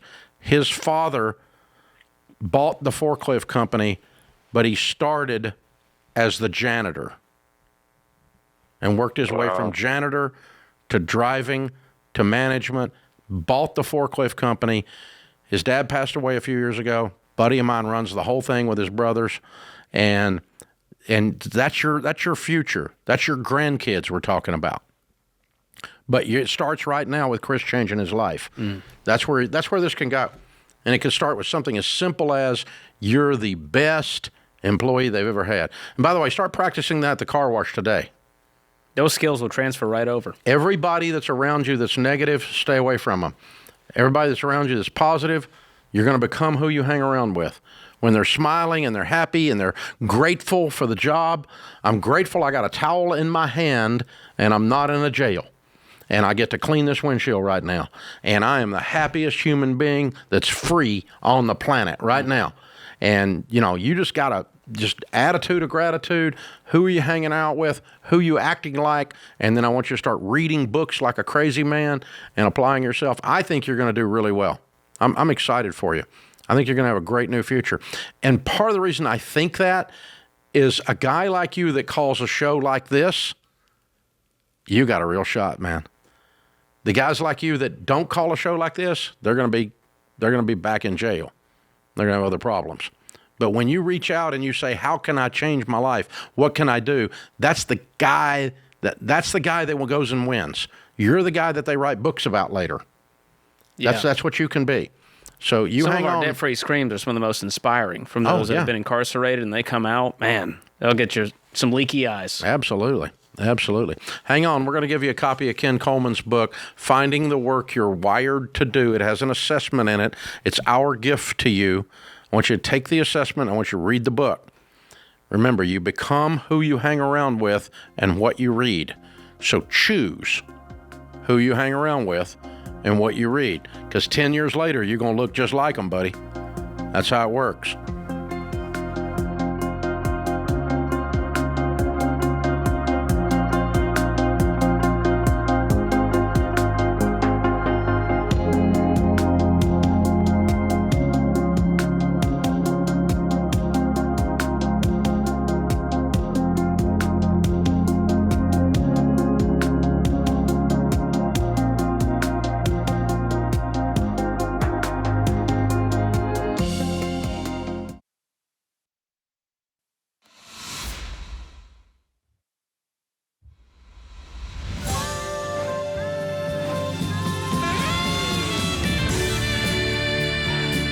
Welcome back to the Ramsey Show in the Fair Winds Credit Union studio. I'm Dave Ramsey, your host. George Kamel, Ramsey Personality, is my co-host today. Dave is with us in Raleigh, North Carolina. Hi, Dave. How are you? Yeah, I'm doing well. Thanks for taking the call. Sure. My question is a financial question and I guess a spiritual question. Okay. I was raised to respect both my parents. When my parents got divorced when I was 9, my dad never, ever let me speak ill of my mother. He passed away in June. She's still alive, and she's going through struggles right now. And since December, we've come out of pocket almost $13,000 to pay for things for her, and it's starting to put a dent in our savings and our planning. And I'm wondering where that line between respecting your parents and putting yourself in jeopardy, where it ends. Well, you're a good man. You take after your dad. So what has your mom gotten herself into, this $13,000? What's the deal? Well, she went into the hospital in December with an illness. She got out. She retired from her job at 52, and instead of taking the life cycle pension from her company, she took a cash lump sum option, and she spent all of that in about 6 years. How old is she now? She's 76. Okay. So she's been living off of Social Security and any amount of money that I've been able to provide her, and Medicare. And that as well. And so the $13,000 was what Medicare didn't cover on the hospital stay? So $13,000. We're trying to move her up to the Raleigh area where we're at from Florida. So we tallied up how much it cost for the U-Haul. She's in the hospital again down in Florida. So we tallied up like U-Haul's flights, doctor's visits that weren't covered. So yeah, it's starting to become kind of a okay. So she's currently in the hospital, and so the $13,000 has not happened yet, but that's what you think it's going to take to move her and clear up the mess. Oh no, it's happened already. Yeah, that's what we're at so far. Oh, so there's more to come if you move her. Yes, correct. Okay. Does she own a home there? No, sir. She's been renting since she moved to Florida. What's her Social Security every month? Her income? Around $2,100. Okay. All right. Well, so let me pan back just a second, and then we'll come in and actually work on the mechanics of how you can actually help her, okay? But let's pan back from the thing of honor your father and mother, the Bible says. That does not mean that we honor dad doing cocaine. Okay? It means that we honor the position of father, not the misbehavior of the individual who holds the position.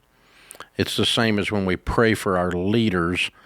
We don't necessarily have to like them personally or their politics, but we're still supposed to pray for our leaders. pray for the president, right? And so I agreed with almost nothing Joe Biden said, but I believe in praying for the president. So I prayed for Joe Biden. Okay? You follow me? And you could go, you can go wherever you want to go with that. But the same thing's true here. So we want to be honoring of the position of mother, but that does not mean we participate in dysfunction or allow it or enable it or something along those lines. So having said that, now how does that play out in your situation? I think you're already onto it. What do you guys make a year? We're about $250,000 a year. And how much money do you guys have saved in your nest egg? Close to $2.2 million. Okay, so you don't have a financial problem due to mom. You have an aggravation.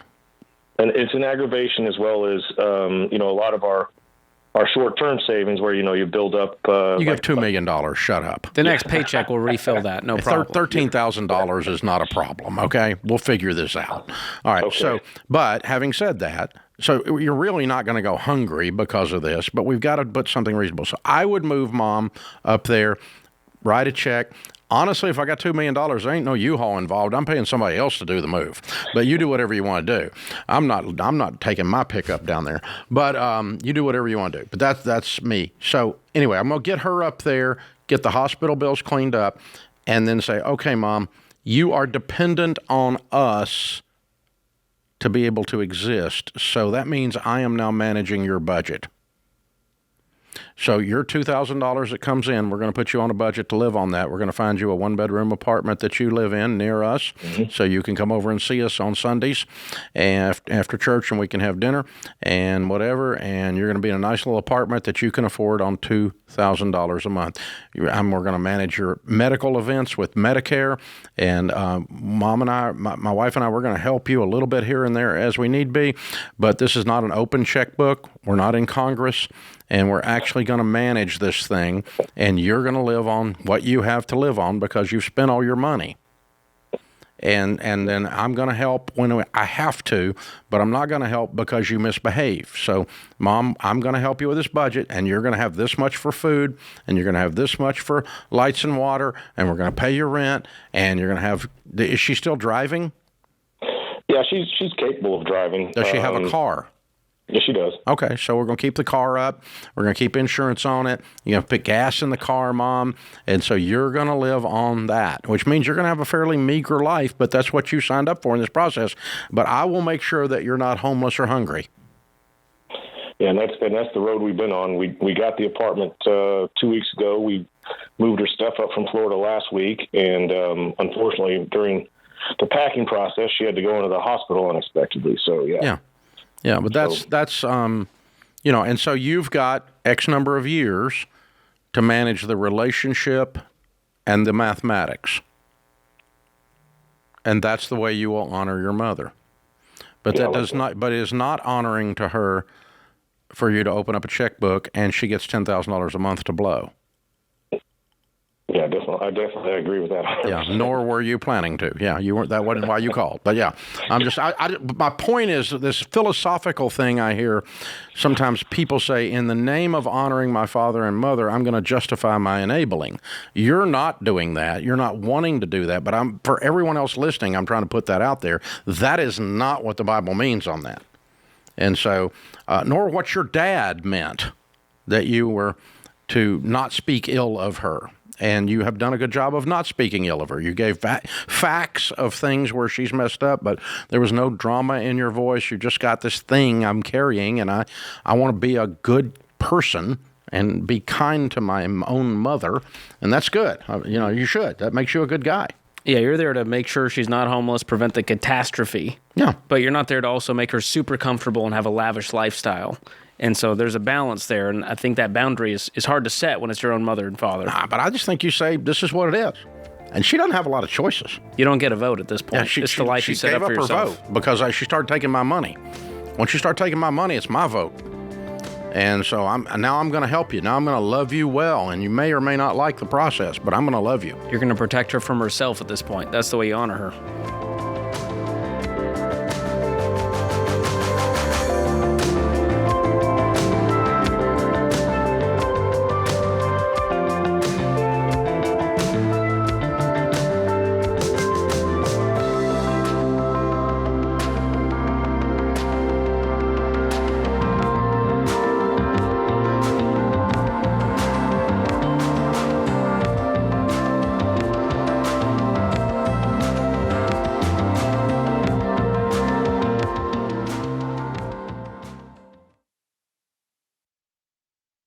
Hey guys, Dave Ramsey here. Every day on this show, we help people work through real money problems and figure out what to do next. Now, you can get that same kind of help anytime with Ask Ramsey.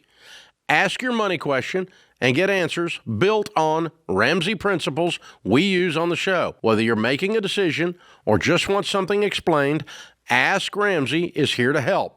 It's fast, simple, and free to use. Go to RamseySolutions.com and try Ask Ramsey today. That's RamseySolutions.com.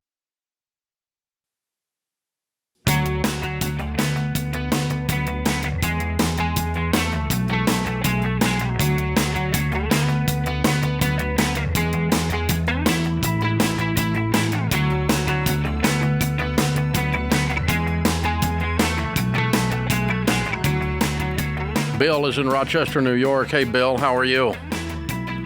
Good, sir. How are you doing? Better than I deserve. What's up? Oh, I wish I could say that. I retired beginning part of the year, for January 1st from my job.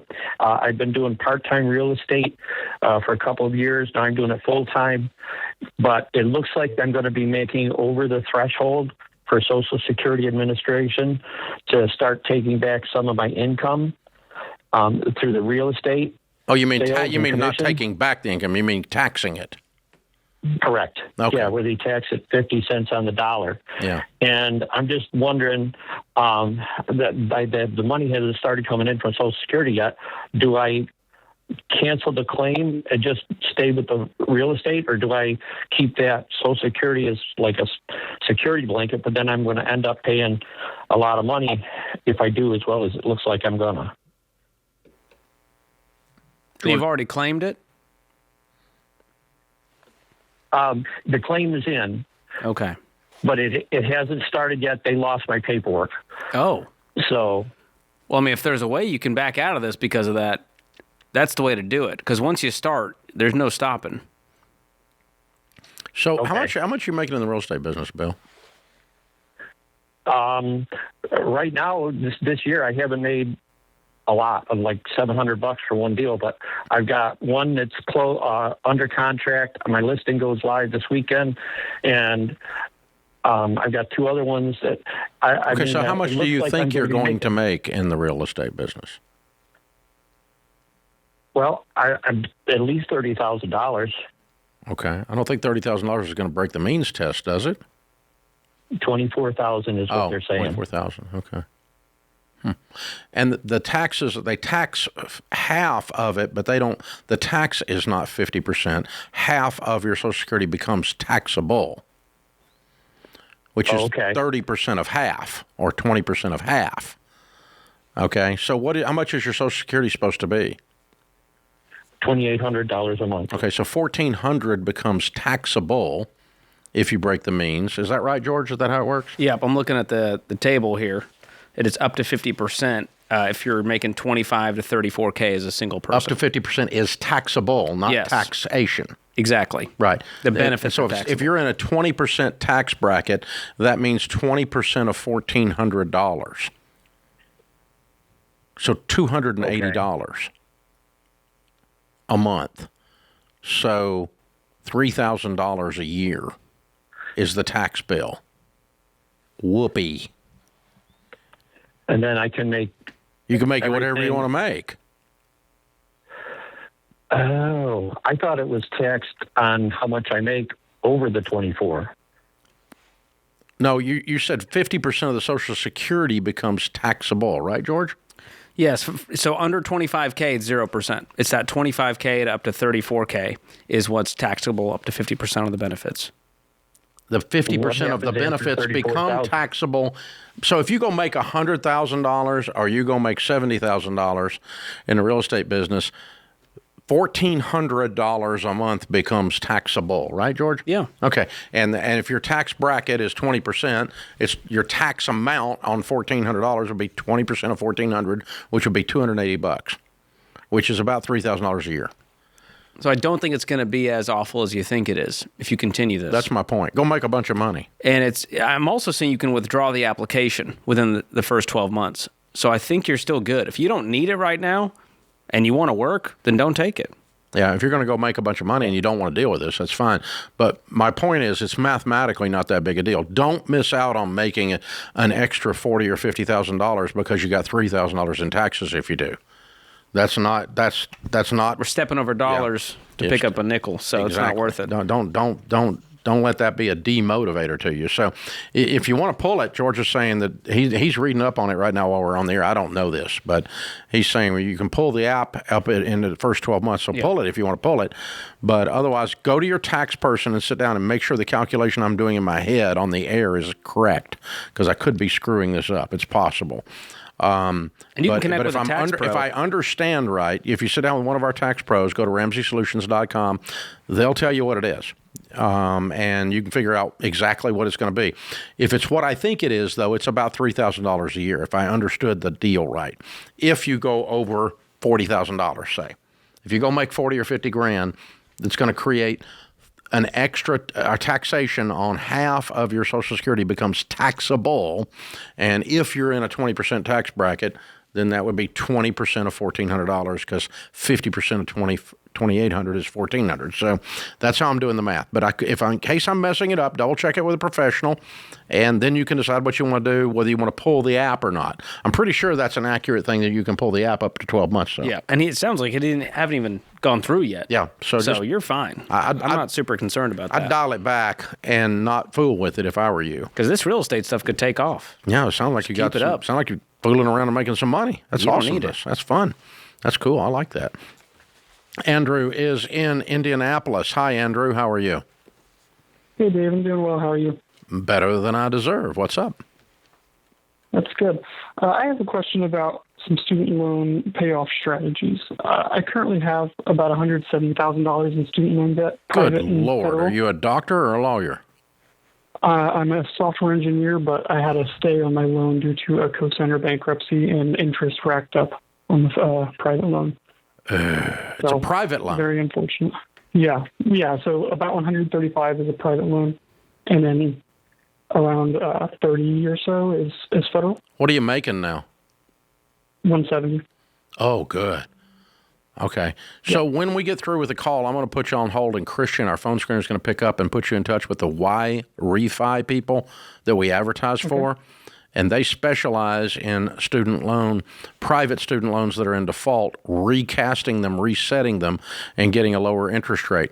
They also have a possibility, check on this, of a lump sum discount on your loan. They know how to buy your loan out at a discount and let you buy it out at a discount. And so if it's 130, let's say you could buy it for 80. I want you to scrape together the 80 and take it out, if that could happen. So when we get done with the call, that's going to be your other assignment. But let's go ahead and go into what your question was. Great. Yeah, so I actually already refinanced. So I went through one provider at a 9.85% interest rate, and I just got it down to 5.81. Okay. And my question is, I'm going to pay off the federal student loans in about 8 months. Good.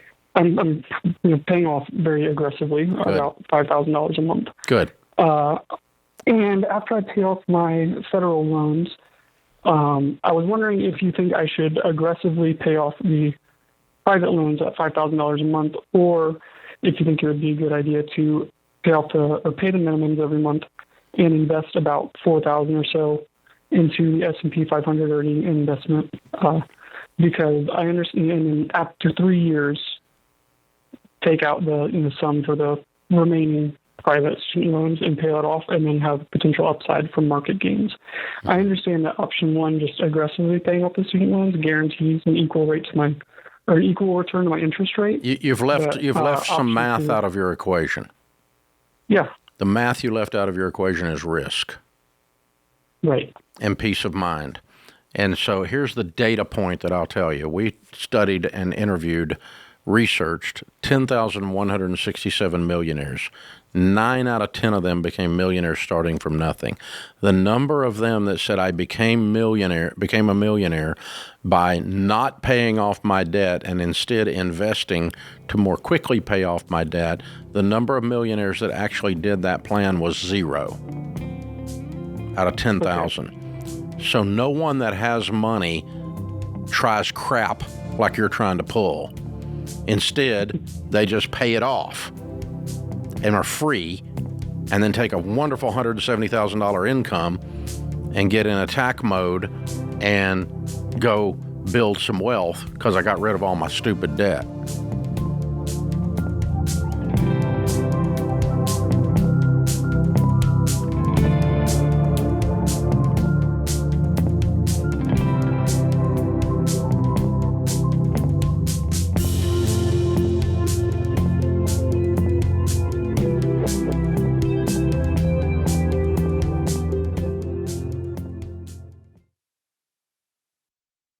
When I talk to people on the Ramsey Show, 90% of the problems I hear come down to one thing: not having a plan. They're not living on a budget. They have no idea where their money's going. Money is just happening to them instead of them happening to their money. And guys, that is so normal, but it doesn't have to be normal for you. And that's why I want you to go download our Every Dollar Budget app.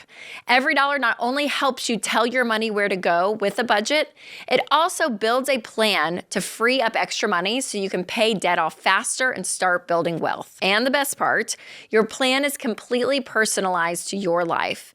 It's the same advice that you would get if you called the show. And it's right in your pocket. So don't keep living normal. Go download the Every Dollar app, answer a few questions, and get your plan today.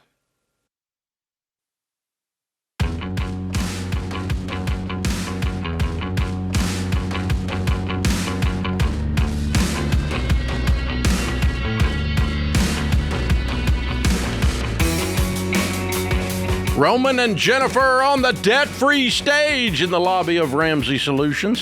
Hey, guys, how are you? Better than we deserve. I love it. Where do y'all live? Jackson, Tennessee. Jackson, Tennessee. Just up the road. Well, welcome. Good to have you guys. Thank you, sir. And how much debt have you two paid off? $154,000. I love it. And how long did that take you? 23 months. Good for you. Whoa! That's quick. And your range of income during that 2 years? I went from $148,000 to about $154,000. Good. What do y'all do for a living? I'm a teacher. And I'm a district manager for a local convenience and QSR destination. Excellent. Very cool. What kind of debt was the $154,000? Boy, it was one car, one credit card, and 11 student loans. Wow. Did you sell anything to do this? Because $75,000 a year? Everything. People thought we were going crazy. Like, they literally You sold the car? We did not sell the car. No. We had enough equity in it. We decided, and she loves the car, so we decided to keep it. But we went through and realized that we had a whole bunch of stuff in the house that we didn't need. Okay. And so just decided. What were some of the big ticket items you guys sold? A couch, a chair, just a bunch of furniture items. We had multiple living room sets and had 1.5 living rooms. We just figured had accumulated a lot over the years and never really gotten rid of anything. So we thought it was time to. Okay, but there wasn't any $15,000 or $20,000 items then. No. Okay. So most of this was cash flow through your income. Both of us picked up second jobs. He was door dashing and I worked at a tea restaurant. Wow, look at you. And we cut our expenses to the bone. I can tell. Yeah. Because, I mean, you made $150,000, but you paid off $75,000 a year and paid taxes. Mm-hmm. Gee. And ate food and stuff. On occasion, we ate at home, Dave. Yeah, I'm telling you. We quit the restaurants. I'm telling you. People thought we were weird. Because you were. We Because were. normal's broke. You don't want to be normal. You want to be weird. That's All right. right, guys. So how long y'all been married? Be 20 years in May. Okay, but 2 years ago something happened. What happened that cut this loose? Well, it was about 2 weeks before our 40th birthday. She's 4 days older than me. You married an older woman. I did marry an older woman. That's right. Wiser. Yeah. We were doing our taxes for 23, and we realized that we had the best year we'd ever had, and we had nothing left. It was all gone. And so I just thought, I got a very good year-end bonus, and decided, you know what, this credit card is gone. We're going to get rid of it. And so paid off the credit card, and it took us a couple months to really kind of get on track with the entirety of the lifestyle after we paid that credit card off. How'd you plug into the Ramsey stuff?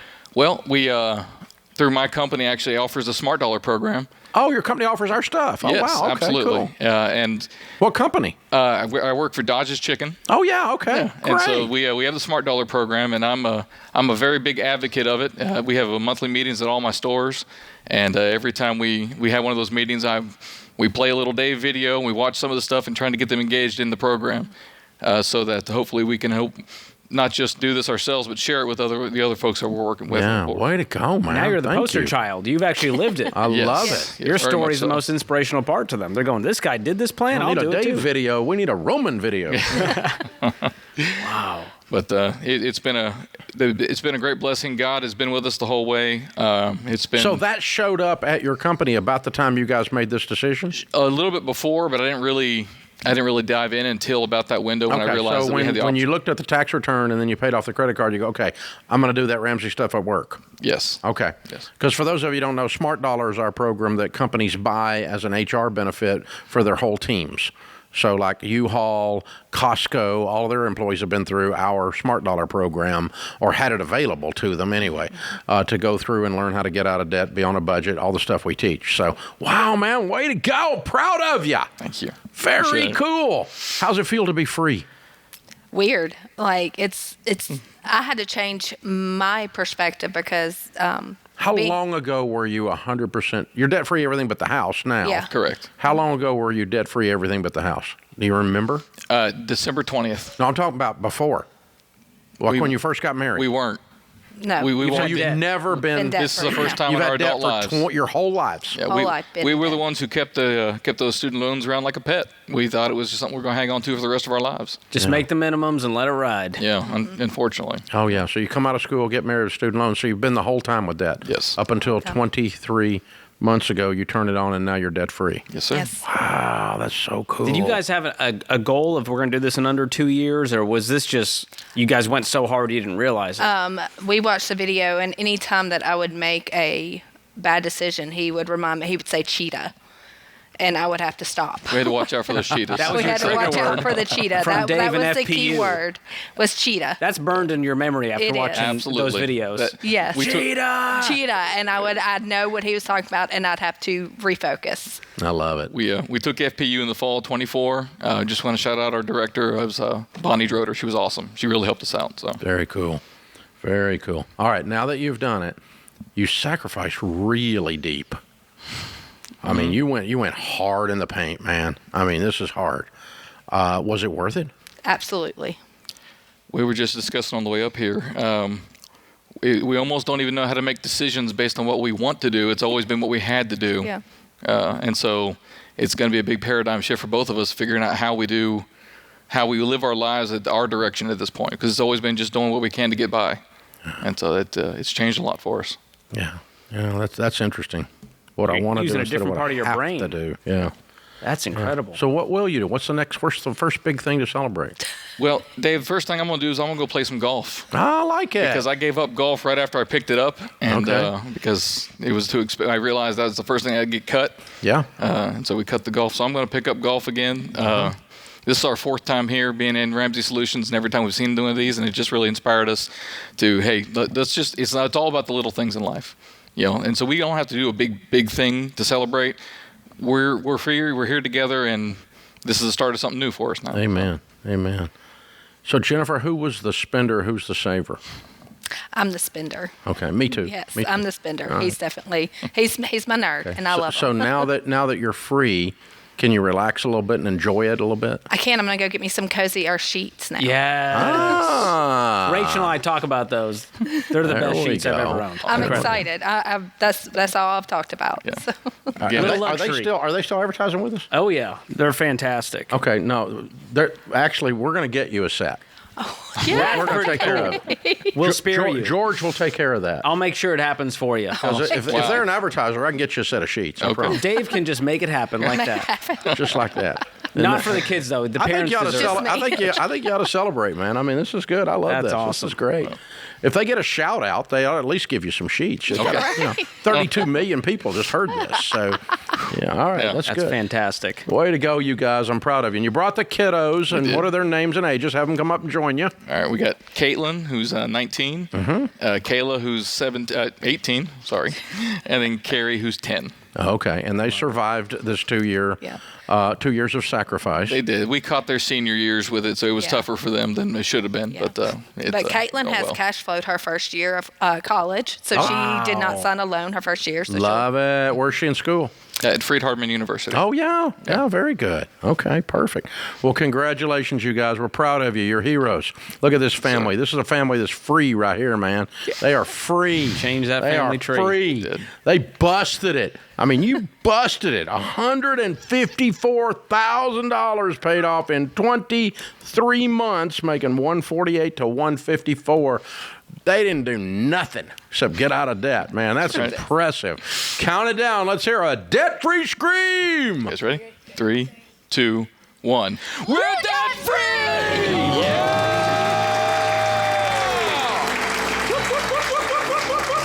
Yeah! Incredible. That's how it's done, ladies and they're gentlemen. getting 2 EveryDollar subscriptions and some sheets from Cozy Earth. Man, they won big today. Yeah. Well, you got to make sure that all that connection happens and get this done now. Who needs game shows? Just come to your debt-free scream. That's how you win big around here. Get games and prizes.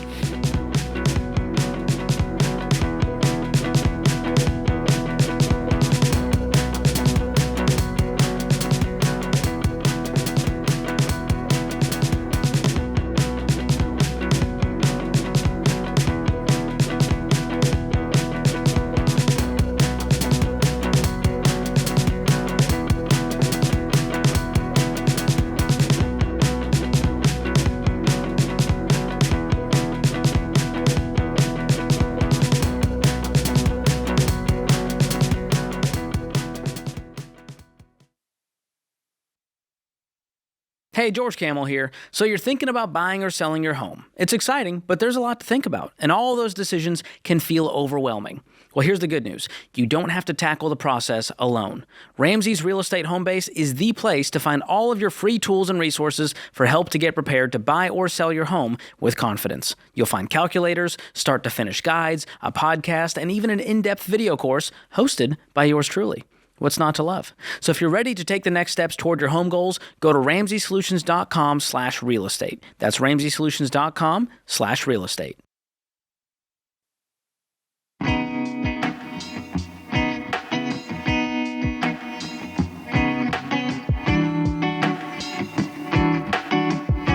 Our scripture of the day, 1 Peter 5:10, and the God of grace who called you to his eternal glory in Christ, after you have suffered a little while, will himself restore you and make you strong, firm, and steadfast. Theodore Roosevelt said, courage is not having the strength to go on. It is going on when you don't have the strength. William is with us in Birmingham, Alabama. Hi, William. How are you? I'm excellent, Dave. Yourself? Better than I deserve. What's up? So I've got 2 kids in college. I'm going to get them out, both debt-free. But one of them's going to go on to med school, and I don't have that money set aside. Okay. Looking for some directions and some advice. Okay. What's the conversation been like with them? Did you promise them, hey, I'll cover your undergrad, but the rest is up to you? No, there was never that promise one way or another. I mean, we've talked about it, and they are willing to take on the debt. And, of course, I don't want to see them take on the debt, nor do I want to take on the debt. I wouldn't, for sure. If they want to do it, it's, of course, up to them. They're grown at that point.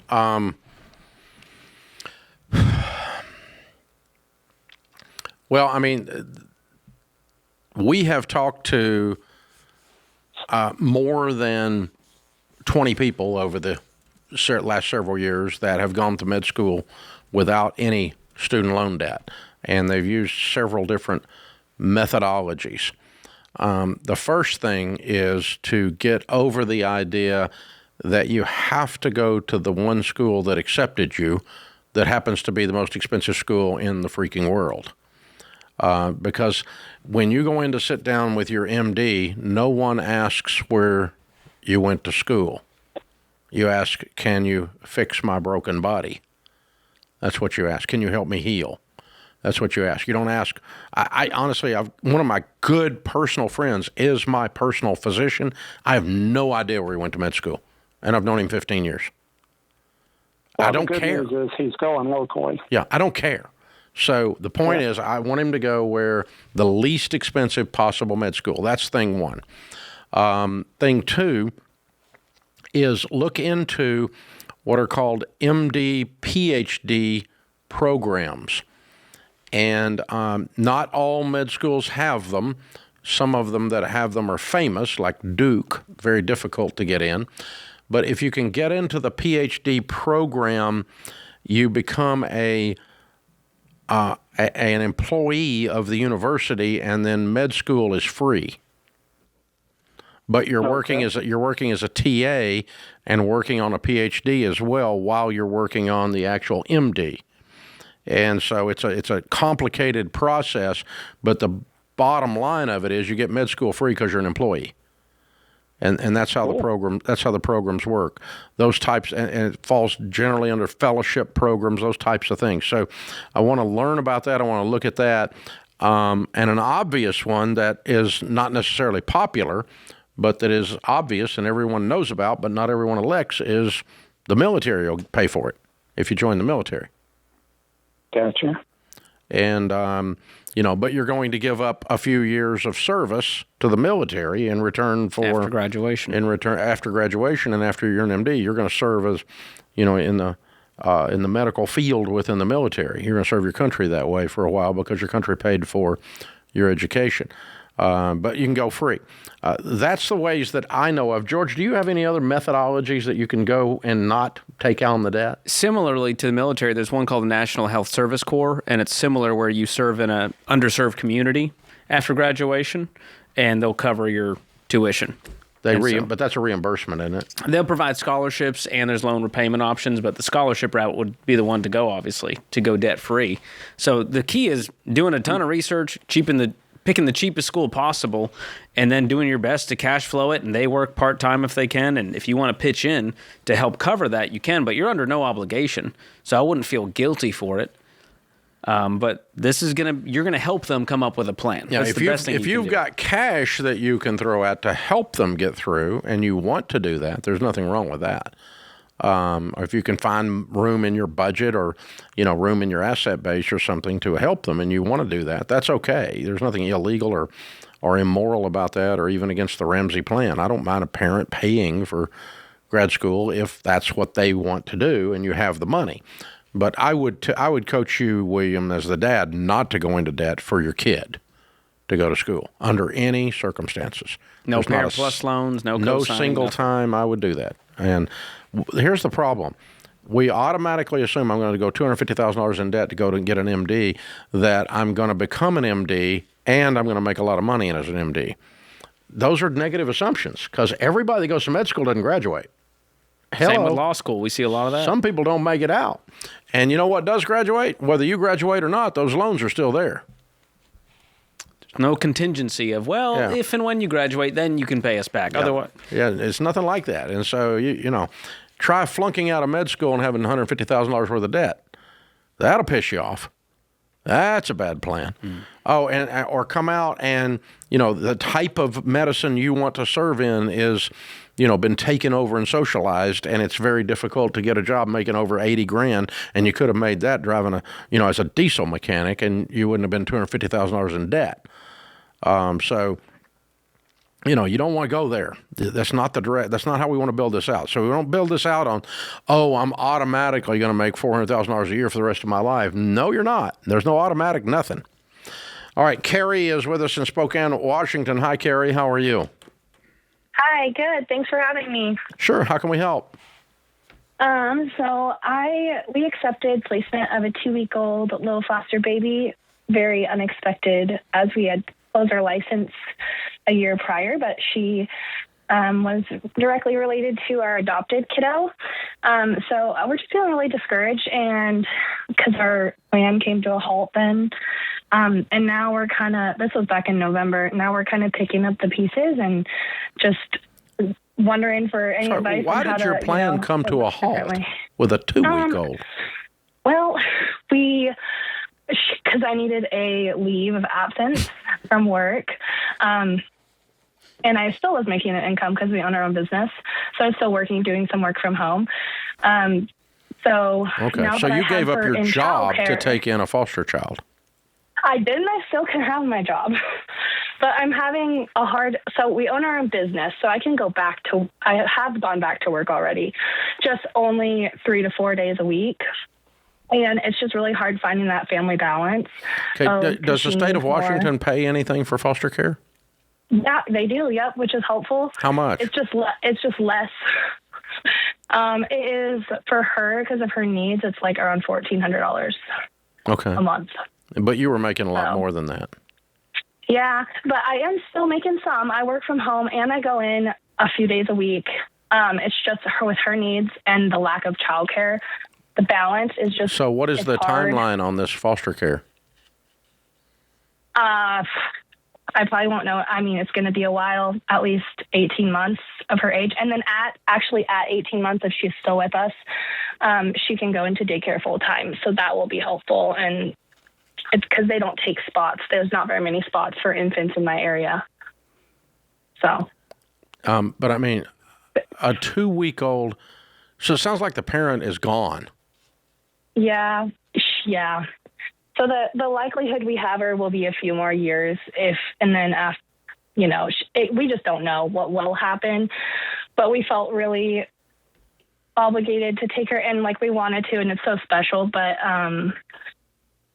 I just feel like our flight, we were doing so good. We actually closed our license there's so a we could direct focus on cost this. to Yeah. this call on your Having a life, baby, and yeah. you chose Right. you chose the call, you answered the call, and with that goes the cost. Yeah. I just feel so guilty going in more than I probably could go in one more day a week. And So like, this is we not could a still financial balance question. everything. You It just was want to be there more? No, it's a financial question. She cut her pay substantially to take on a foster care that's $1,400 a month. Yeah, there's a problem. But you just have to accept that that's what I chose to do. You can't say it's so special and not take the math with it. The math goes with the special. That puts this hour of the Ramsey Show in the books. We'll be back with you before you know it. In the meantime, remember, there's ultimately only one way to financial peace, and that's to walk daily with the Prince of Peace, Christ Jesus.